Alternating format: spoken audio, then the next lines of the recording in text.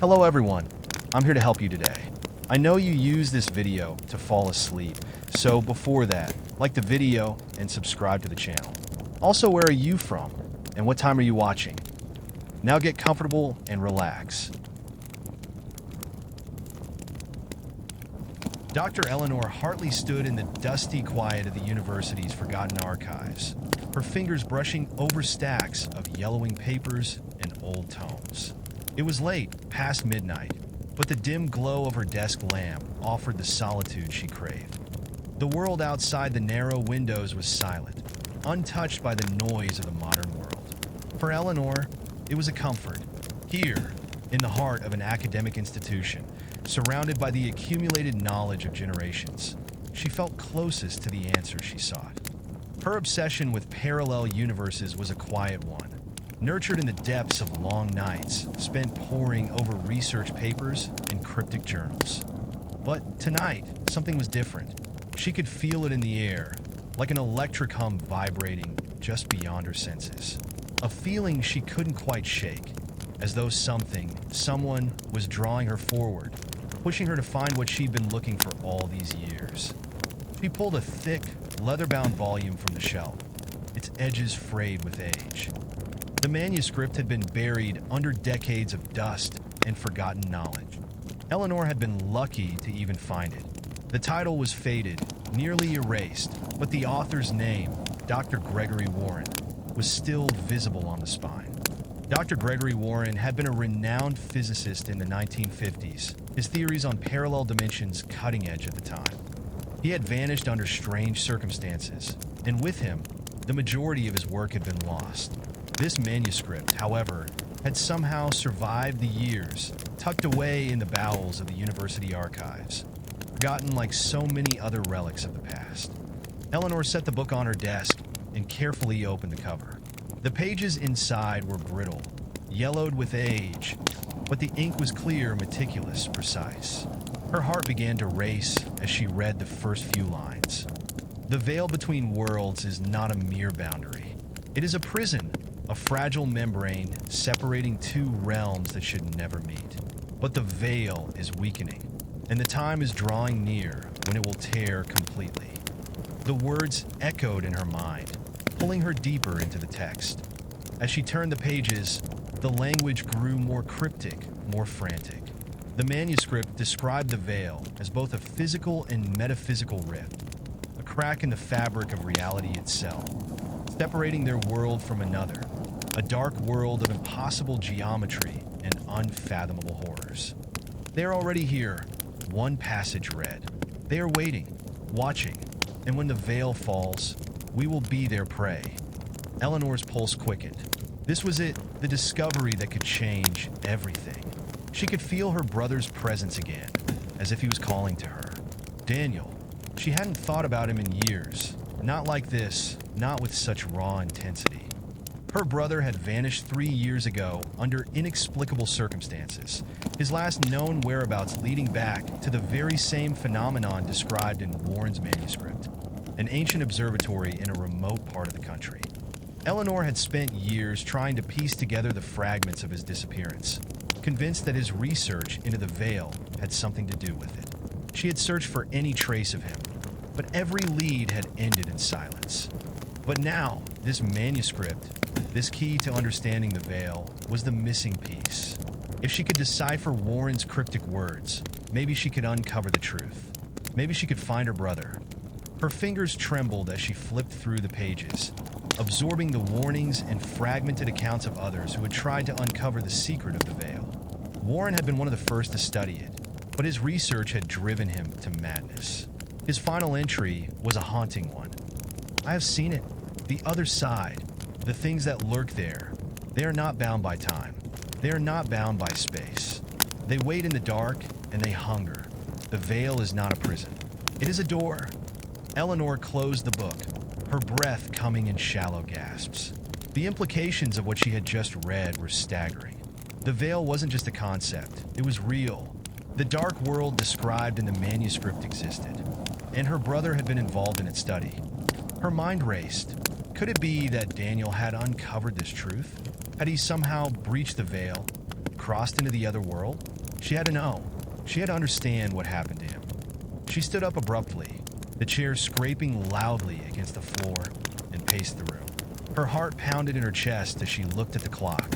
It was nearly 1 a.m. The urgency was palpable now. This manuscript couldn't just sit on her desk any longer. She had to act. Determined. She grabbed her phone and typed a quick message to the only people she could trust with this information. She had to put together a team, an expedition to the observatory described in the manuscript. There, they would study the veil, find out if it was truly weakening, and if she was lucky, perhaps even find the answer she had spent so many years searching for. The only question now was whether they would survive the journey. The morning after Eleanor's discovery was a whirlwind of phone calls and frantic preparations. The first few hours had been consumed with reaching out to colleagues, coordinating logistics, and making sure that everyone who would join the expedition was briefed. She had no time to waste. Her office was a mess of papers, maps, and hastily scribbled notes as she set about organizing her thoughts. Despite her frantic pace, Eleanor couldn't shake the feeling that time was running out.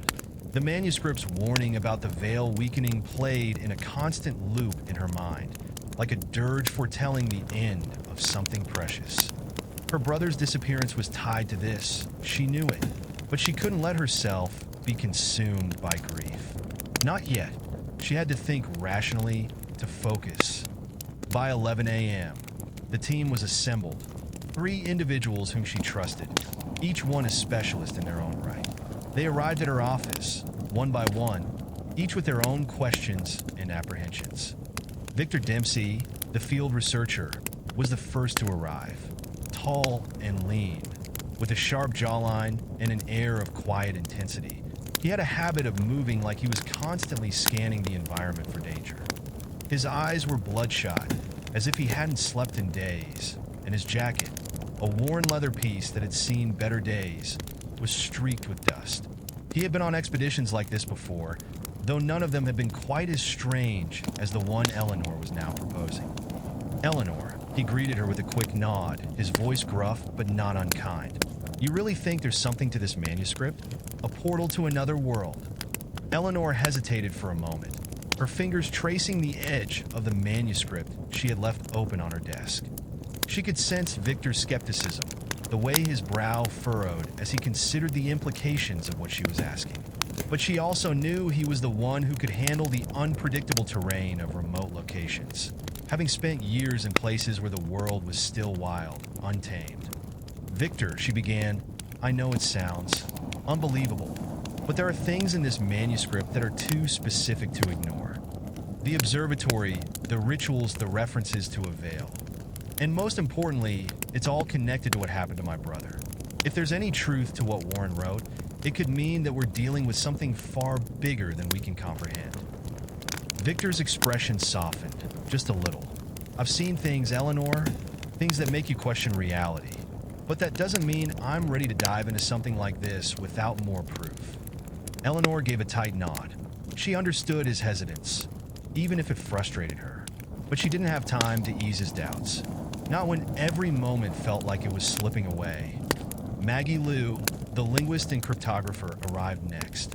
She was smaller in stature, her face framed by dark hair that she kept in a tight bun. Maggie's bright eyes were always searching, always analyzing. It was what made her such an asset to the team, her ability to decode patterns and languages that others couldn't even begin to understand. Eleanor had worked with Maggie on several projects before, but this was something different, something far more dangerous. Sorry I'm late, Maggie said with a sheepish smile as she entered, holding a thick folder of notes in one hand. Got stuck at the university archives. Found something interesting, though. She paused when she saw the manuscript, her eyes narrowing in curiosity. You weren't kidding, were you? This is real. Eleanor's eyes flicked to the manuscript on her desk. Unfortunately, and it's worse than we thought. Maggie perched herself on the edge of the desk, flipping through the pages with the practiced ease of someone accustomed to handling ancient text. If the rift is real, and if it's weakening, we could be looking at something catastrophic. What exactly are we dealing with here, Eleanor? I don't know yet. Eleanor replied. But we need to get to the observatory. The manuscript describes it as the location where the veil is thinnest. Maggie let out a low whistle, glancing up at her. Well, sounds like we're headed for a fun time, huh? Before Eleanor could respond, the door opened again, and the final member of their team, Jimmy Hall, stepped inside. Tall and broad-shouldered, with a perpetually disheveled look, Jimmy's face was framed by a beard that looked like it hadn't seen a razor in weeks. He was a pragmatic engineer, someone who had never put much stock in the supernatural. The look on his face said it all. He was skeptical, and that was an understatement. Right, Jimmy said, running a hand through his messy hair. So, I'm just gonna say it. This is insane. This whole veil between worlds thing sounds like something out of a bad sci-fi movie.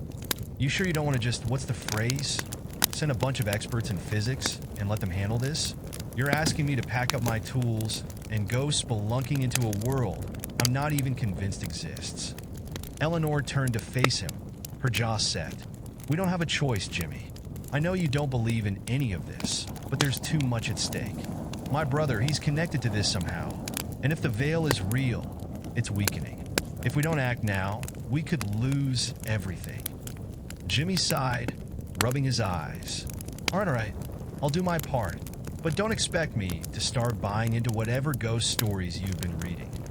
Victor raised an eyebrow. I'm not so sure this is just about ghosts, Jimmy. Maggie was already at her workstation, setting up a laptop and running through various translations of the manuscript. I've never come across a language like this before, she murmured. These symbols are ancient. They speak of something older than anything I've seen. Eleanor's voice was quieter now, her hands shaking just slightly as she reached for the manuscript. That's the thing. The veil, the rift, is not just a passage between places. It's a living thing, something far older than our understanding of the universe. And if it's weakening, we need to know why. The room fell silent, the weight of the decision pressing down on them. Eleanor took a deep breath, steadying herself. We leave at dawn. The observatory is about 2 days away by car. Once we get there, we'll begin our work. We have to study the rift before it consumes everything. The others exchanged glances, their expressions ranging from uncertainty to reluctant resolve. But in that moment, Eleanor could see it. They were in this together now, each of them tethered to the mystery of the veil and the secrets it held.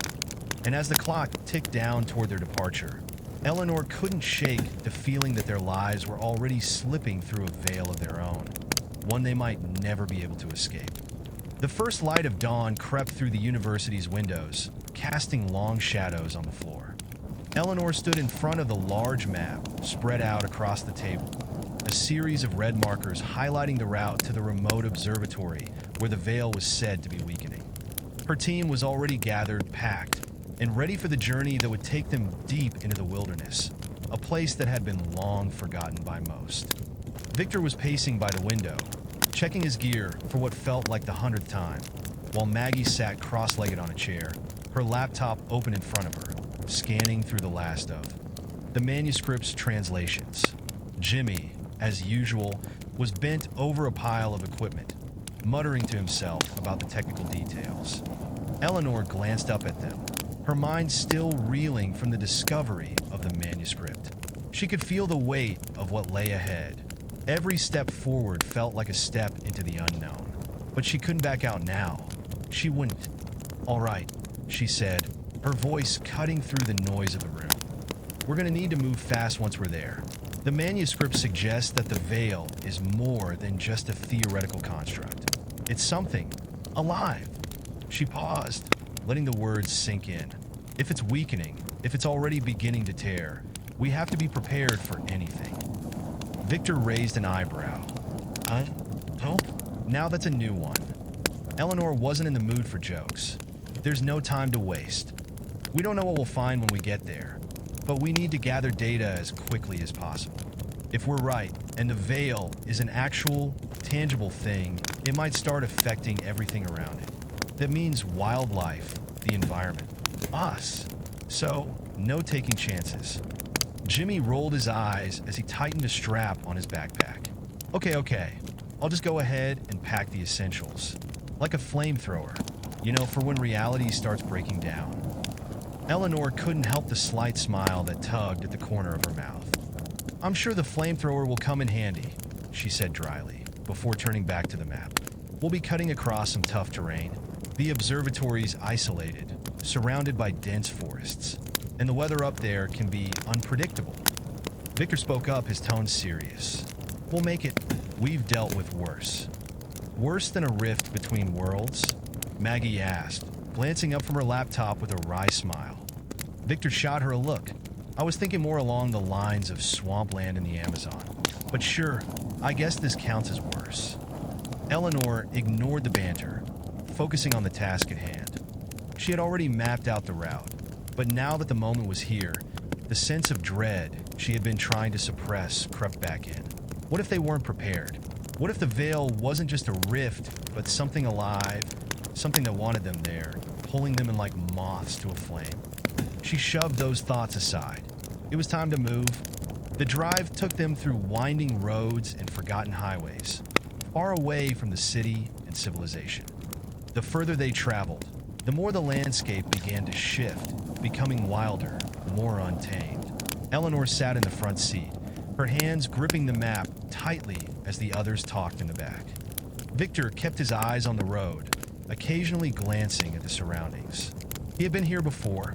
She knew that much. His knowledge of remote terrain was invaluable, even if his thoughts about the veil remained skeptical. Maggie, who had been mostly silent, was typing away on her laptop. Every so often, she would mutter something about translation discrepancies or pull up a new theory about dimensional fractures. Despite the warnings of the manuscript, Maggie's mind was analytical, unfazed by the supernatural implications. She approached everything with a scientific mindset, and Eleanor had to admit she appreciated the balance Maggie brought to the team. Jimmy, on the other hand, looked more and more uncomfortable the deeper they drove into the woods. His brow was furrowed, eyes darting around as though expecting something to jump out at any moment. He'd seen his share of technical failures, but the idea of encountering something beyond the physical realm unnerved him. Are we sure this is the right direction? Jimmy asked, breaking the silence. Because I'm starting to think I'd rather be back in my shop fixing broken equipment than wherever the hell we're going. Victor chuckled from the driver's seat. Don't worry, we're close. You'll be fine, Jimmy. We've been through worse. Jimmy's response was a grunt of disbelief, but he didn't press further. They drove on in silence, the engine rumbling over the uneven terrain as the landscape became more desolate. By the time they reached the observatory, dusk had already begun to settle over the mountains. The air had grown colder, and the smell of pine and damp earth filled their lungs. The building itself stood isolated at the peak of a craggy hill, surrounded by overgrown foliage and tangled trees. The observatory was a relic from a bygone era, a stone structure with a crumbling dome and tall, narrow windows that looked out over the valley. It was clear that no one had been here for years, and the signs of neglect were evident. Broken windows, rusted equipment, and the pervasive silence of abandonment. But what struck Eleanor the most was the unmistakable sense of wrongness in the air. It was subtle, but it was there. The atmosphere seemed thick, as though the very fabric of reality had become distorted. The feeling settled deep in her chest, a heavy weight she couldn't shake. Welcome to the end of the world, Victor muttered as he parked the truck and stepped out, taking in the scene. Eleanor didn't respond. She was already stepping toward the entrance, her pulse quickening. We need to get inside, she said, her voice low. Start setting up. The sooner we gather data, the better. Maggie was the first to follow her, laptop in hand. Jimmy followed reluctantly, muttering under his breath. The air was cold here, much colder than it should have been for late spring, and the ground underfoot felt strangely uneven, as though the earth itself were shifting. Eleanor's senses were on high alert, and every instinct told her to tread carefully. As they entered the observatory, the place was dark and musty, with the smell of mildew and decay filling the air. The walls were lined with old equipment, telescopes, and instruments that had been abandoned for decades. Dust had settled over everything, but there was something else, something deeper. A sense of unease that seemed to resonate from the walls themselves. "All right, let's get to work," Eleanor said, though she couldn't shake the nagging sensation that they were being watched. They began setting up their equipment, cameras, sensors, and devices to measure any unusual atmospheric shifts. Maggie was already at the old terminal, trying to reboot some of the outdated machinery that might still have some records of the observatory's previous experiments. But it was when they reached the lower level of the observatory, where the old research chamber lay, that they first felt it. A cold gust of air washed over them, carrying with it the unmistakable sound of a whisper, a soft, hissing voice that seemed to come from all directions. The walls of the chamber were covered in strange markings, symbols that seemed to pulse with a faint, otherworldly light. And in the center of the room, there was the rift, a jagged tear in the air itself. The veil. It was darker than the surrounding space, an absence that seemed to devour the light. And the closer they came, the more the temperature dropped, the more the shadows seemed to stretch and writhe. The journey had only just begun, but already Eleanor could feel it. The veil wasn't just a rift between worlds, it was a living thing, and it was waiting for them. The moment they crossed the threshold into the lower chamber, Eleanor felt it. The air was heavier here, as if something had been breathing just beneath the surface of reality. A strange hum vibrated through her, a sound too low to be heard yet too deep to ignore. The walls of the chamber, lined with cryptic symbols, seemed to pulse with an almost imperceptible energy. It was as though the very space around them was alive, aware of their presence. Jimmy, standing near the entrance, shifted uncomfortably. "This place gives me the creeps," he muttered. He was scanning the room with his flashlight, his unease palpable. "It's like this place is wrong." Victor, always the pragmatist, moved closer to one of the old workbenches, his eyes scanning the dusty equipment. "You're right," he said, his voice steady. "But that doesn't explain what's causing it. Could just be the place itself. Old buildings have a way of making you feel like you're not alone." But even Victor couldn't hide the tension in his posture. He was trying to appear unaffected, but there was a flicker of something in his eyes, something unsure. He wasn't the kind to believe in supernatural forces, but something about this place was getting to him too. Eleanor ignored their comments, her gaze fixed on the rift in the center of the room. It was hard to describe. The space itself seemed to bend, like reality had been pulled apart, its edges frayed and stitched together with an eerie darkness that seemed to flicker and pulse like the rhythm of a heart. The manuscript had warned her about this, about the veil between worlds, about how it wasn't just a tear, but a conscious force, an intersection of planes, a passageway to places where the very laws of nature didn't apply. But seeing it, feeling it, that was something else entirely. "We need to start measuring," Eleanor said, trying to steady her voice. She gestured toward the array of instruments they'd brought. "Maggie, set up the spectrometer. Victor, get the temperature and atmospheric sensors. Jimmy, you're with me. Help me get a closer look at this thing." Maggie didn't hesitate. She immediately began working, plugging cables into the old equipment and typing furiously into her laptop. The screen flickered, revealing only fragmented data as the equipment struggled to interact with whatever was in front of them. "I don't know how much use this old tech is going to be," Maggie said, her eyes wide. "We might need something more sophisticated to get a clear picture. But what's even stranger," she hesitated, "I'm not getting any readings from the rift at all. No EMF fluctuations, no spikes in magnetic fields, nothing. It's like it's not even there in the usual sense. The instruments can't even detect it." Jimmy approached cautiously, his flashlight illuminating the shadowed edges of the rift. "That's not a good sign, right? I mean, if the equipment can't even measure it." Eleanor's throat tightened. "It's worse than that. It means that the rift isn't governed by the same laws we understand. It's something other." Victor, ever the skeptic, took a deep breath and made his way closer to the rift. His boots made soft sounds against the stone floor as he approached the unnatural darkness. "This place feels like we're standing on the edge of something we can't even comprehend," he said, his voice barely above a whisper. Maybe we're better off not poking around too much." "Too late for that," Eleanor muttered. She stepped forward, her hand instinctively reaching out toward the rift. Suddenly, the ground beneath their feet seemed to shift. The hum in the air grew louder, and the temperature dropped so quickly that Eleanor's breath came out in visible clouds. "Hold on," Victor shouted. "We're not alone here." The rift seemed to expand, its edges reaching out like fingers twisting, stretching. Eleanor felt the air around her ripple, distorting everything. Time itself seemed to bend and stretch in ways she couldn't understand. The walls of the chamber flickered, then vanished entirely, leaving only a vast, dark emptiness. Eleanor took an instinctive step back, but the pull of the rift was too strong. It felt like something deep within her was calling out to the rift, pulling her forward. "Eleanor, stop!"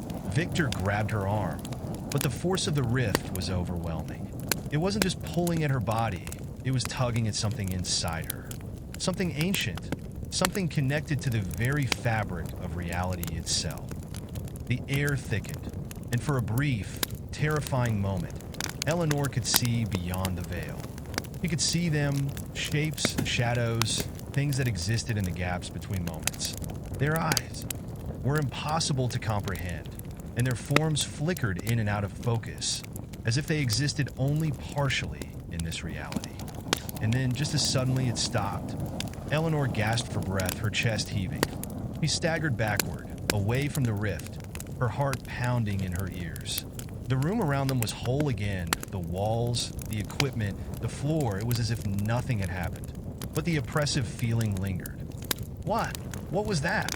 Jimmy's voice was strained, his eyes wide with fear. He looked at Eleanor as though she had just come back from the brink of something else. Victor was silent, his face pale. He hadn't let go of her arm, but the grip was gentle now, as though he too had felt what she had. Maggie was staring at her laptop, eyes fixed on the data that had suddenly begun to appear on the screen. "I don't know what just happened, but we're getting data now. The rift is showing some kind of energy signature. It's fluctuating at an incredibly high frequency." She paused, her expression becoming more serious. "Whatever that thing is, it's alive, and it's more than just a crack in space-time. It's aware." Eleanor slowly stood, her legs shaky, her head still spinning from what she'd witnessed. She glanced at the rift once more, the darkness swirling in on itself. "There's something behind it," she murmured. "Something watching us." Her voice was barely a whisper, but the others heard it. A collective shudder seemed to pass through the group. The rift was no longer just an anomaly. It was a portal, a gateway to something far worse. And as much as Eleanor tried to steel herself for what came next, she knew one thing. They had only just begun to understand the true nature of the veil. The next few hours were a blur of frantic activity. The data from Maggie's laptop was incomprehensible, an array of jumbled frequencies and strange energy readings.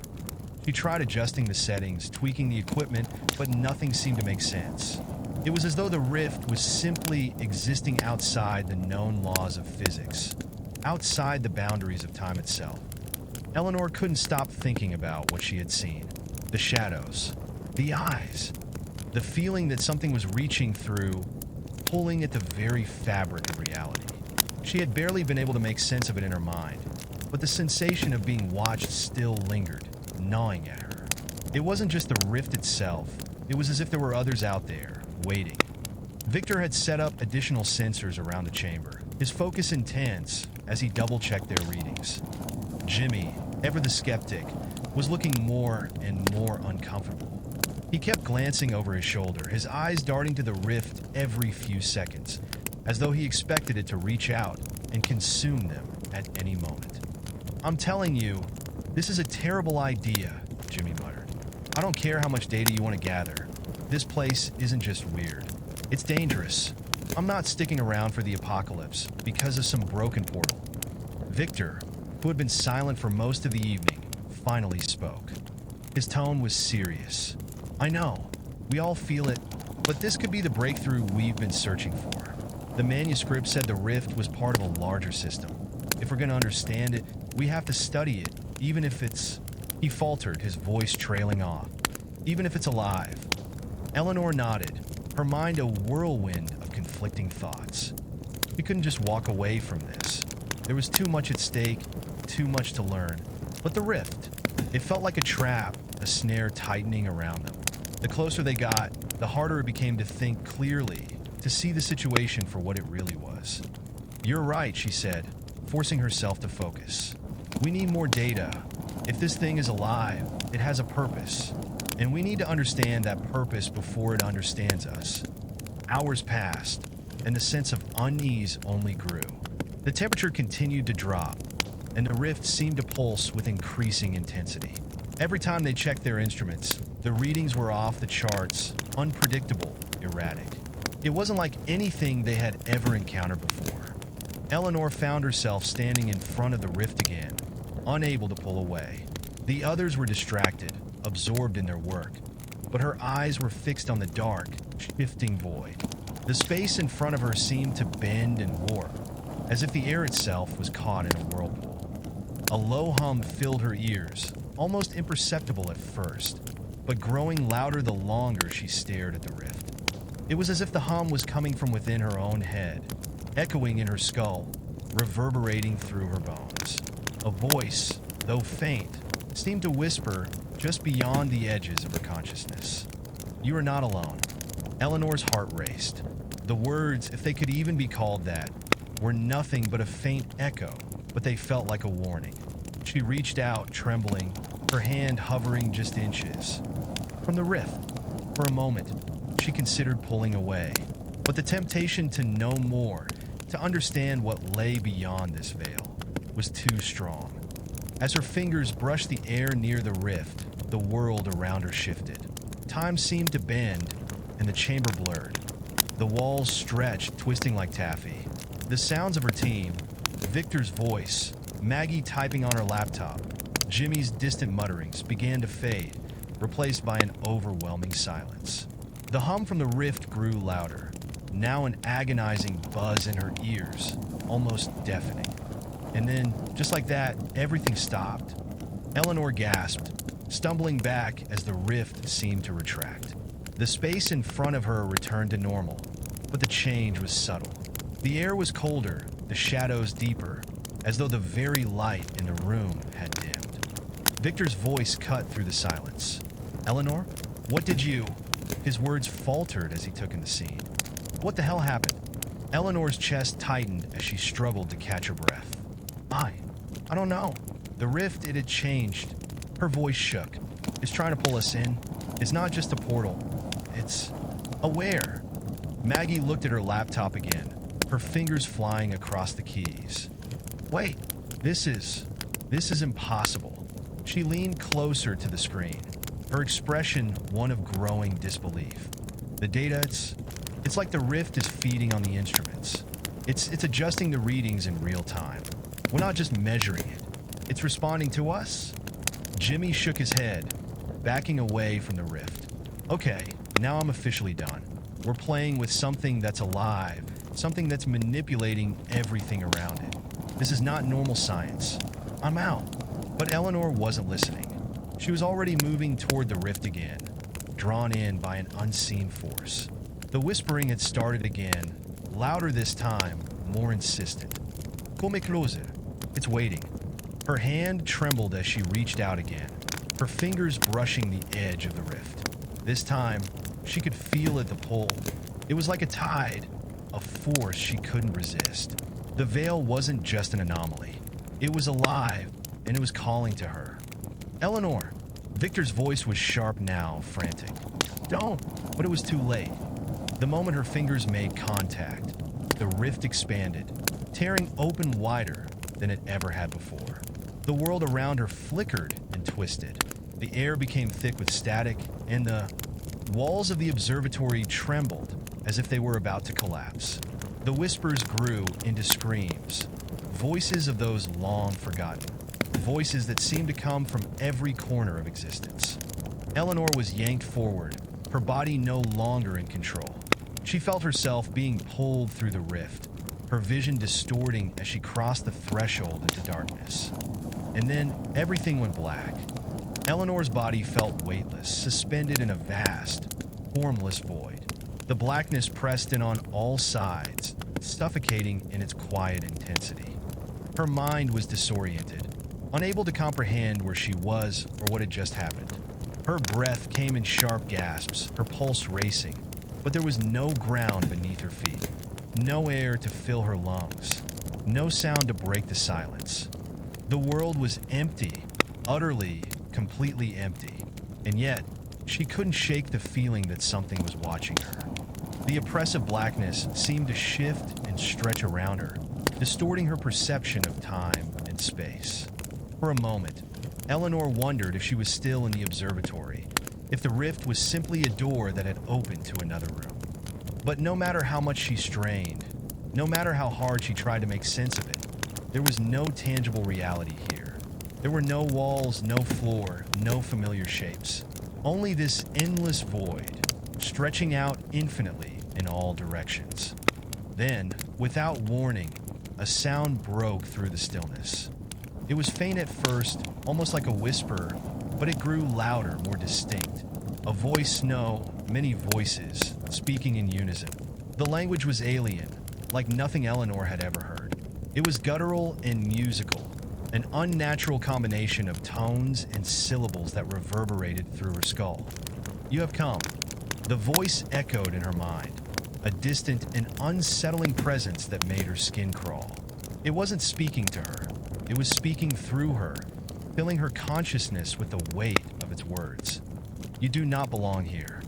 The voices intensified, swirling around her like a storm. Eleanor's heart pounded in her chest as the air around her seemed to warp, bending in ways she couldn't comprehend. The rift wasn't just a tear in reality.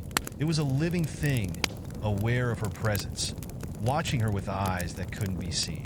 It was reaching in her mind, pulling at the very fabric of her thoughts. And then, just as suddenly, the voices fell silent. Eleanor's head spun, and she gasped for breath, but the void remained oppressive, still, and heavy. The sensation of being watched lingered, like a cold hand pressed against the back of her neck. "You will see." A sharp, jagged light pierced the darkness, a thin, searing line cutting through the void. At first, it was nothing more than a sliver, but it grew larger with each passing moment, illuminating the space around her. It was an unnatural light, neither warm nor cold, but somehow alien in its intensity. It felt like the very essence of time itself had cracked open, revealing something that should not have been seen. And then the light was gone. Eleanor blinked, disoriented. The emptiness returned, just as deep and unnerving as before. But something had changed.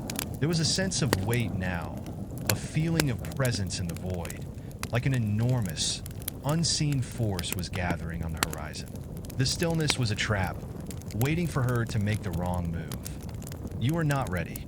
The voice returned, this time clearer, more insistent.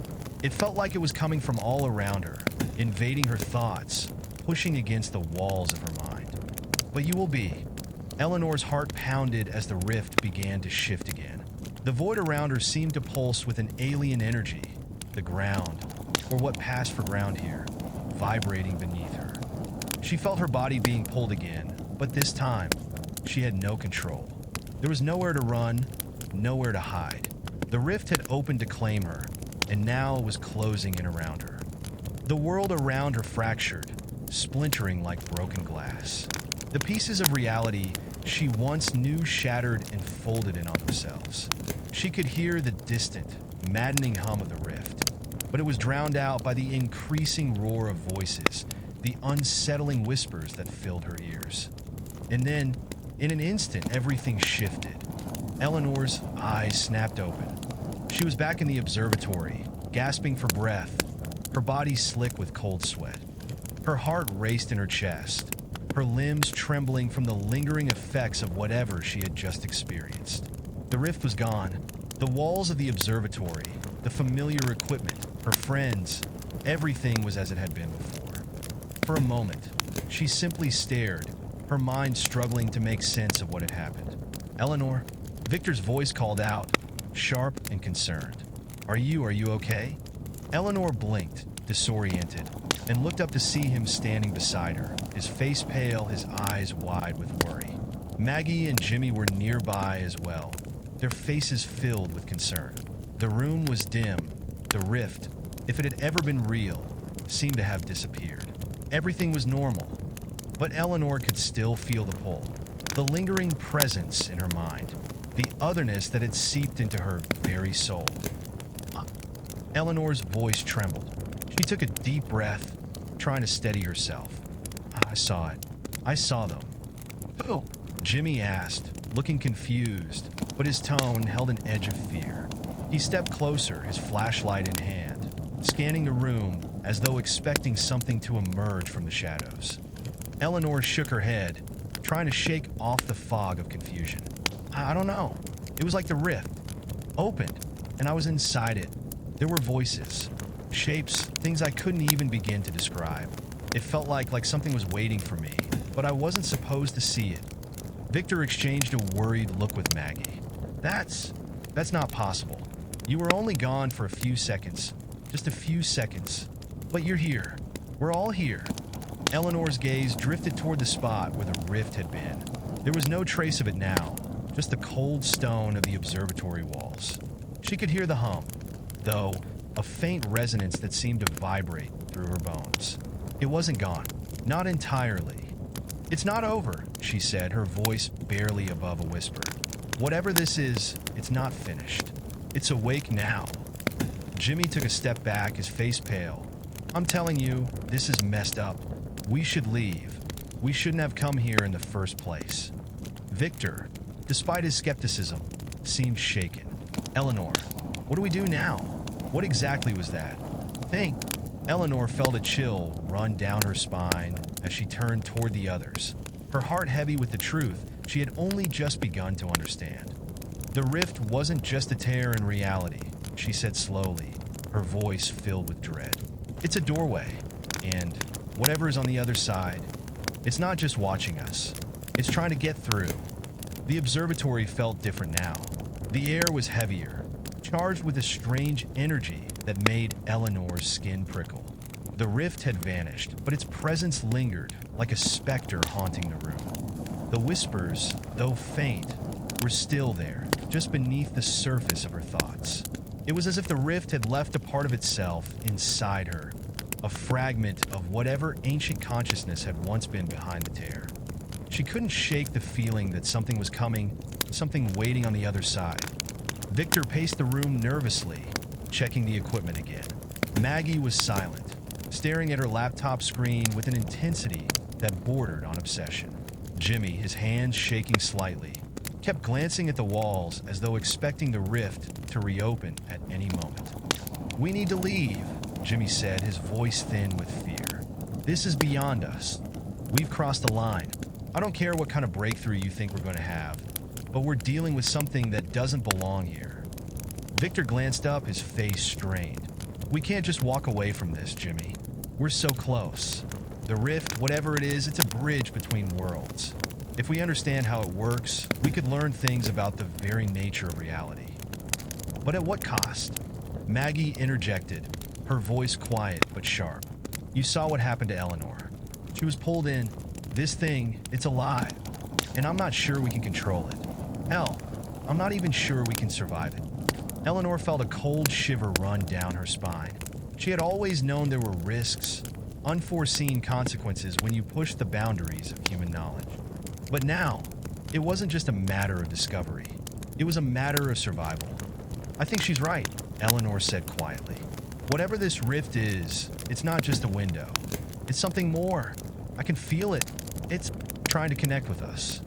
Victor shot her a worried glance. But if it wants us to leave, then why did it let you return? Why did it let any of us? Before he could finish, the walls of the observatory trembled. The ground beneath their feet shifted, as if the very foundation was being warped. Eleanor's heart skipped a beat as she looked toward the far side of the room. The air began to shimmer, distorting in waves, like heat rising from a hot surface. The instruments around them began to crackle with static, and the low hum returned, louder this time, more insistent. The temperature dropped suddenly, frost creeping along the edges of the glass windows, despite the warmth of the room. No, no, no, no. Jimmy shouted, backing toward the door, his voice rising in panic. It's coming back! Eleanor's stomach twisted into a knot as the rift began to manifest again. But this time, it wasn't a mere flicker. The blackness swirled at the center of the room, the air warping as the space in front of them twisted and folded like a torn piece of paper. The rift grew, pulsing with the same unnatural light Eleanor had seen before. But it was different now. There was a deep sense of malevolence in the air, a wrongness that felt palpable. I thought it was gone, Maggie whispered, her voice hoarse with fear. We were supposed to be safe. Victor's voice was tight with urgency. It's not gone. It's never been gone. Eleanor stepped forward, the pull of the rift almost magnetic now.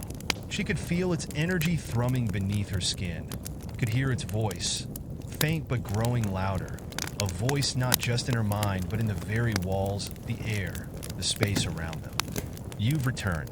It was a whisper, but it felt like a scream in her mind. It knows you. And then, with a sudden and horrifying clarity, Eleanor realized that the rift wasn't merely observing them. It was feeding off of them, drawing strength from their fear, their confusion, their desire to understand. It was a parasite feeding off their thoughts, their emotions. Every question they asked, every attempt to control it, made it stronger. A low growl reverberated through the air. Eleanor could see it now. Something dark and formless moving within the rift, a shape that seemed to shift with every glance, like smoke, like shadows, like something that didn't belong in any world they knew. You have to leave, Jimmy screamed, his voice breaking. It's not safe.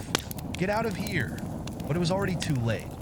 The rift stretched wider, pulling at the air itself, and a cold gust swept through the observatory, extinguishing the lights. The darkness was absolute now, an all-encompassing void. It was as if the rift had taken all the light from the room, leaving only the blackness that seemed to swallow everything. And then the eyes, hundreds of them, appeared in the void. They were not eyes in the conventional sense. They were dark, swirling voids within the blackness, but they had the undeniable, unnerving presence of sentience.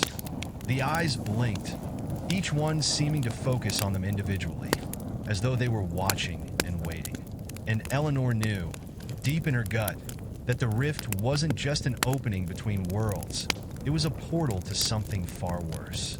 It was looking for them, and worse still, it was closing in. The growl grew louder, a guttural noise that shook the walls, rattling the windows. And then the rift seemed to collapse inward, the darkness folding over itself like a mouth opening wide. The air grew impossibly cold. Eleanor's legs gave out, her body collapsing to the floor. Her thoughts raced, a flood of frantic ideas and desperate plans. They had to do something. They couldn't just stand there. But the pressure on her mind was unbearable now. The rift was reaching inside, scratching at her thoughts. You will join us. The words weren't spoken aloud, but the weight of them crushed her. 1,000 voices, 1,000 thoughts, all merging into a singular, overwhelming command. The rift wasn't just an opening, it was a summons. It was trying to pull them in, drag them into the blackness and silence beyond. It was too powerful, too ancient. And for the first time, Eleanor realized the truth. There was no escaping it. The rift wasn't a tear in the fabric of reality. It was a doorway to a place that had no beginning or end, a place that was older than time. And as it pulled tighter, narrowing and warping around them, she could hear the voices of the others, Victor, Maggie, Jimmy, calling out to her. But the voices were distorted, fading as if they were being consumed by the blackness. And then, as quickly as it had opened, the rift slammed shut. The world around them was silent. The room was dark. And in the stillness, Eleanor could still hear it, whispers, the faintest echo in the corners of her mind. We are waiting. The silence that followed the rift's closing was suffocating. Eleanor's breath came in shallow gasps, the remnants of her panic still holding her body in a vice-like grip. Her heart hammered against her ribcage, the shockwaves of the rift's power reverberating in her bones. The room had fallen back into its normal state, cold, empty, but the air was thick with something far more sinister. The strange energy she'd felt when the rift had first appeared had not gone away. It still lingered in the corners of her mind, a soft hum beneath her thoughts, like a distant storm slowly gathering strength. Is it over? Jimmy's voice cracked the silence, his words sounding fragile, unsure. He was standing near the door, his back pressed against the wall, eyes wide with fear. His breathing was shallow, and his hands shook as he clutched onto the doorframe. Eleanor shook her head, her hands still trembling as she pushed herself to her feet. "I don't know," she whispered. "It's not over. I can feel it." Victor stood at the center of the room, his face pale but determined. He kept glancing at the equipment as if expecting something to go wrong. "I don't understand. The rift. It should have closed for good. Why is it still here? Why can't we get rid of it?" Maggie was staring at the far wall, her eyes unfocused. "It's not just here. It's in us." Eleanor's gaze snapped to Maggie. "What do you mean?" Maggie turned toward her slowly, her expression distant, as if she wasn't fully present. "When it closed, I felt something inside me. Something that didn't belong. It followed us back. All of us. I thought I was imagining it, but now I know. The rift didn't just pull us into its world. It left a part of itself with us." Eleanor's stomach twisted. "That's impossible. We're safe now. The rift is gone." But even as she said it, doubt gnawed at her. She could still hear the faint whispers in the back of her mind, distant and maddening. It was as if the rift's presence was embedded deep within her, an invasive thought that she couldn't escape. "I don't believe we're safe," Maggie muttered, her voice low and brittle. "I think we've done something worse than opening the rift. We've invited something in, something that's not human." The room seemed to close in on them, the walls stretching inwards. Eleanor could feel it too, the pressure, the growing unease that lingered in the air. The rift might have disappeared, but its influence was still palpable. It had bled into their world, and something had been left behind. She took a step toward the equipment, her legs shaky beneath her. "We need to analyze the data, figure out what's really going on. Maybe there's something in the readings, something we missed." Victor nodded, though he still looked unsettled. "Right. We have to understand what's happening before." A sudden, piercing sound cut through the air, like the crackling of static, a deep, gut-wrenching hum that seemed to vibrate through their bodies. The lights flickered violently, and the temperature dropped again, this time so sharply that Eleanor could see her breath in the air. The ground trembled beneath them, and the walls of the observatory seemed to warp and shift. Eleanor staggered back, her hand gripping the nearest table for support as the room began to distort. A high-pitched ringing filled her ears, and for a moment, she thought she might collapse.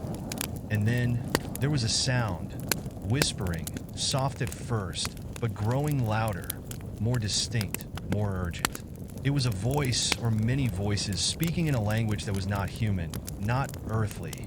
The words were incomprehensible, but the tone, the guttural resonance of them, was unmistakable. "You have come." Eleanor froze, her pulse racing. The voice wasn't in her head this time. It was coming from the walls, from the very air around them. It was as if the room itself had come alive with the sound of that distant, foreign tongue. "You are not welcome." The rift opened again, but this time it wasn't just a tear. The entire room seemed to shimmer, the fabric of reality itself rippling. A black void spread across the walls, twisting like a living thing. Shapes began to form in the darkness, long, twisting tendrils that writhed and undulated as if the very space around them was breathing. The air grew thicker, heavier. Eleanor's breath hitched as her mind fought to comprehend what she was seeing. The rift wasn't simply a doorway anymore. It was growing, spreading, reaching, attempting to break through every crack in their world. No. Jimmy muttered, backing away from the center of the room. His eyes were wide with terror, his voice trembling with disbelief. Eleanor's heart skipped a beat. "It's alive." Victor stepped forward, shaking his head in denial. It can't be. It's just a... He was interrupted by a loud, violent crack. The floor beneath them split open, and a blinding light erupted from the fissure. Eleanor's eyes stung from the brightness, and she could hear the others screaming as the rift expanded outward, pushing further into their reality. The darkness flooded the room, and the walls seemed to dissolve, as if the very fabric of their existence was being pulled apart. The light flickered and warped, and Eleanor saw it, a mass of shifting, dark forms, hundreds of eyes blinking in and out of existence within the swirling void. The shapes were like shadows, like things that shouldn't have been, and yet they were there, looming, watching. "You have come." The voice echoed through the room once more, and Eleanor felt herself drawn toward it, as though something within her was calling to the dark mass. She felt the pull of it deep in her bones, a gravitational force that made her feel weightless and sick at the same time. "No," she whispered, her voice a fragile tremor. "We have to stop it. We have to close it." But it was too late. The rift had already broken free, and the darkness was spreading like an unstoppable tide. The darkness continued to surge, spreading like ink in water, a thick, inescapable flood that devoured the edges of the room. The floor cracked open further, jagged fissures running through the once sturdy foundation, and the low hum from the rift became a deafening roar. Eleanor's heart pounded against her chest, her breath shallow and rapid as the weight of the situation pressed down on her. She felt it again, the pull. It was like a gravitational force, dragging her toward the rift, pulling her to the heart of the darkness. It whispered promises, something that felt ancient and powerful. She tried to fight it, but the air around her seemed to congeal, thick and sticky, as though it was becoming harder to move. Victor was at her side, his eyes wide with terror, but his voice was low and steady. "Eleanor, we need to leave. Now. This is beyond us. It's too much." She looked up at him, shaking her head. "We can't leave. It's not just going to let us go. It wants something from us." Maggie stood frozen at the far side of the room, her face drained of color, her body trembling. The screen of her laptop was flickering with chaotic static, the data completely unreadable, as though the rift had corrupted it. "Eleanor's right," Maggie said, her voice cracking. "Whatever it is, it's not just a portal. It's a living entity. It doesn't want us to escape. It's calling us, all of us." Jimmy was breathing heavily, his back pressed against the far wall. "We shouldn't have done this. We shouldn't have opened it." His words were tinged with panic, and Eleanor could see the fear in his eyes as he stared into the ever-expanding rift. They were right. The rift wasn't just an opening. It was a presence, an intelligence far beyond their understanding. And now that it was free, it seemed to be pulling at every thread of reality, unraveling the world around them. The walls groaned as the foundation cracked further, and a deep, guttural sound echoed from the rift, like a growl reverberating through the very fabric of their existence. "You have come." The words were not just in their minds now. They were all around them, crushing, suffocating. The very air seemed to vibrate with the force of the voice. It wasn't just calling them, it was demanding their presence. Eleanor turned toward the rift, her body stiff with the terror of what was unfolding. The dark shapes within it had taken on a clearer form now. They were no longer mere shadows. They were monstrous, shifting, alien figures that loomed in the dark, writhing in the blackness as if they were waiting for something. "You will become part of us." The thought was not a voice, but a feeling, an overwhelming certainty that filled her mind. It wasn't just an invitation, it was a command. Victor stumbled back, his hand gripping his throat. We need to stop it. We need to close it." "But how?" Maggie's voice trembled. "There's no way to close it. We tried before. It won't let us." The rift pulsed, its energy thrumming through the air as if the very fabric of their reality was being consumed by it. The ground beneath them continued to shift and crack, and the walls twisted, bending unnaturally, as though reality itself was being torn apart. Every fiber of the room seemed to be unraveling, as if the rift was erasing the boundaries between worlds. Eleanor staggered forward, her thoughts clouded by fear, but something deep within her, something ancient, was whispering to her. The rift wasn't just trying to pull them in. It was trying to merge their world with whatever lay beyond it. We are waiting. The voice wasn't just in her mind now. It was everywhere. It was in the walls, in the air, in the very space between them. It was no longer a separate entity. It was inside them, entwined with their thoughts, with their fear, with their every breath. Come to us. The rift expanded, the shadows within it reaching out like tendrils, pulling at the very fabric of space. Eleanor could feel the pull, the way the darkness beckoned. It was no longer just a presence. It was becoming a part of her, a part of all of them. She looked at the others. Jimmy was on his knees, his hands clutching his head, as if he were trying to fight the voices inside his mind. Maggie was frozen in place, her eyes wide with terror, her body trembling.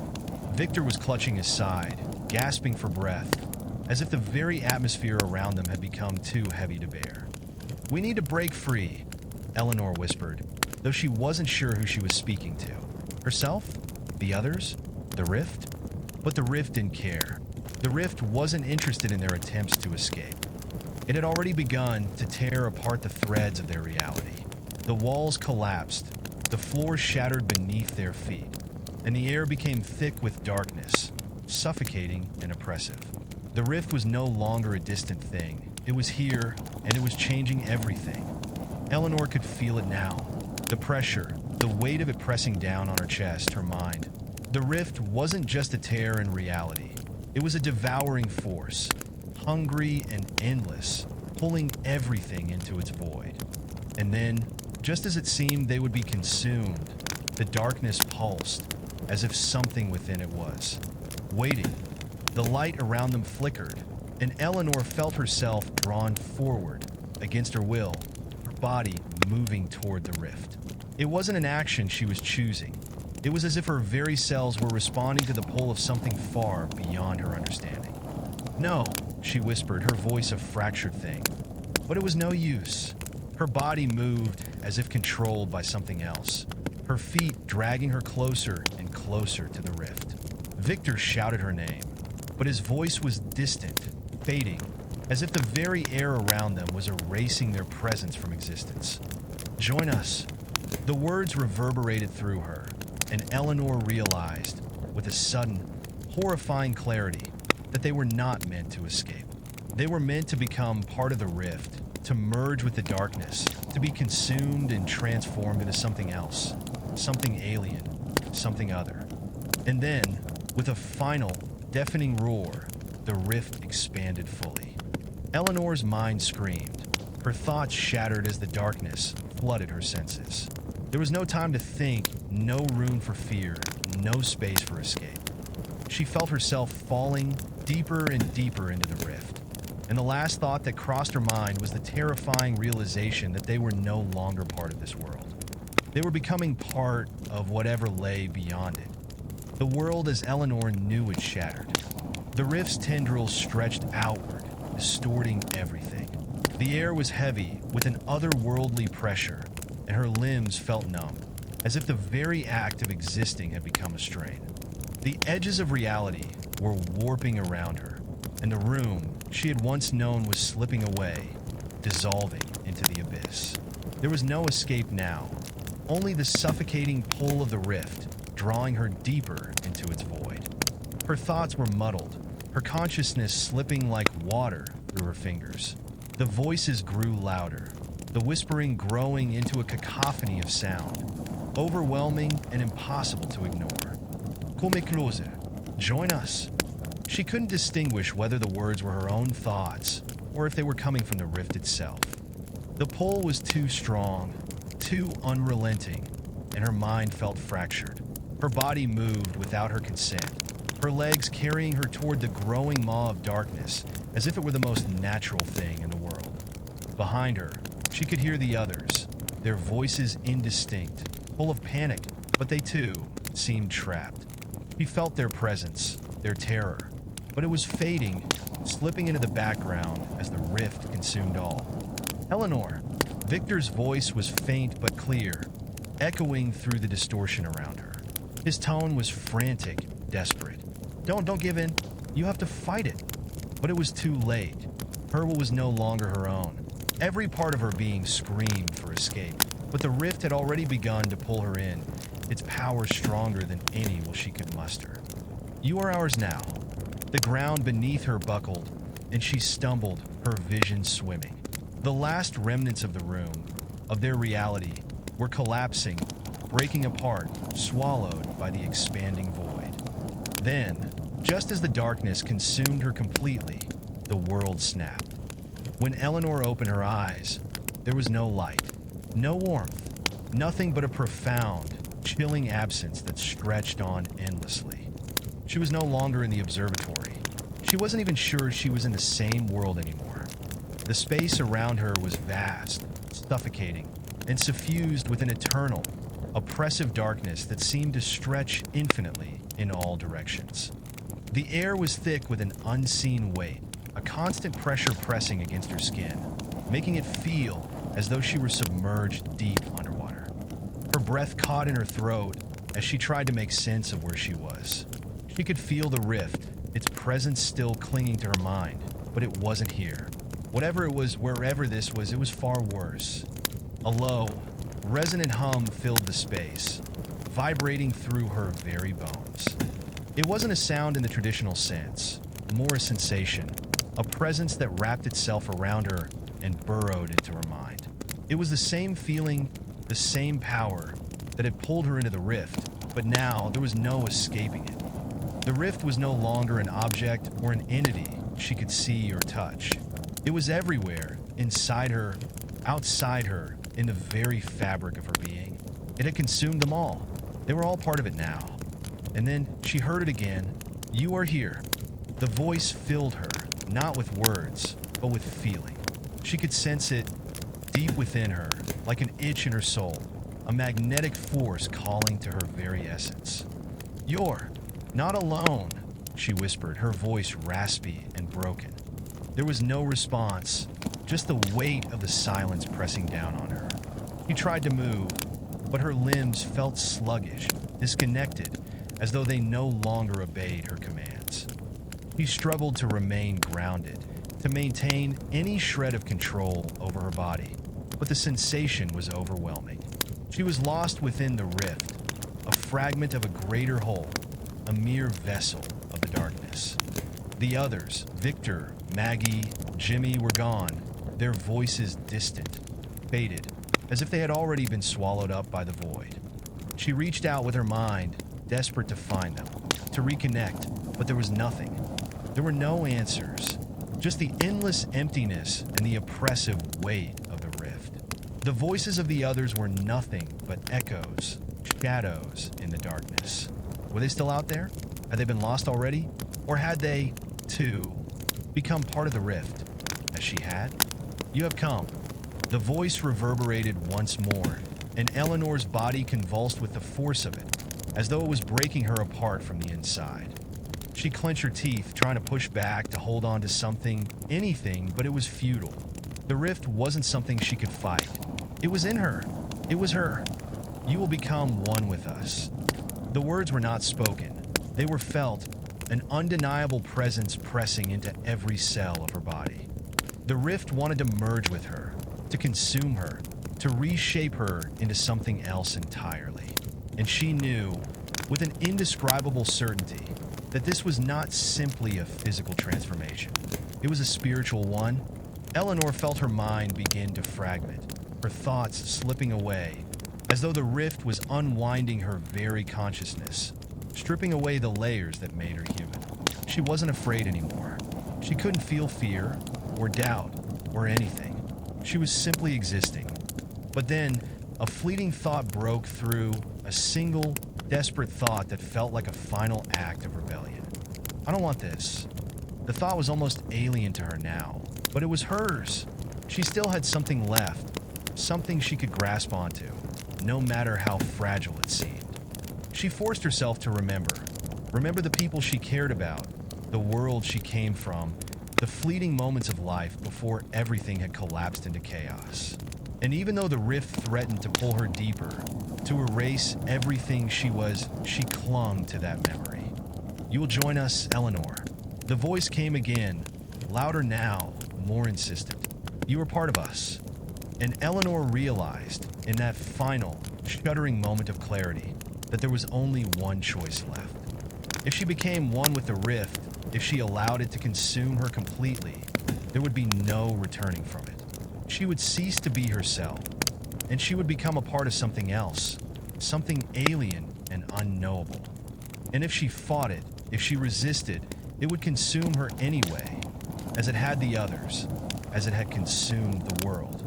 But there was one thing she knew for certain. She wasn't going to go down without a fight. Eleanor's mind raced, every thought feeling foreign, disconnected, as if her very consciousness was being pulled apart, piece by piece.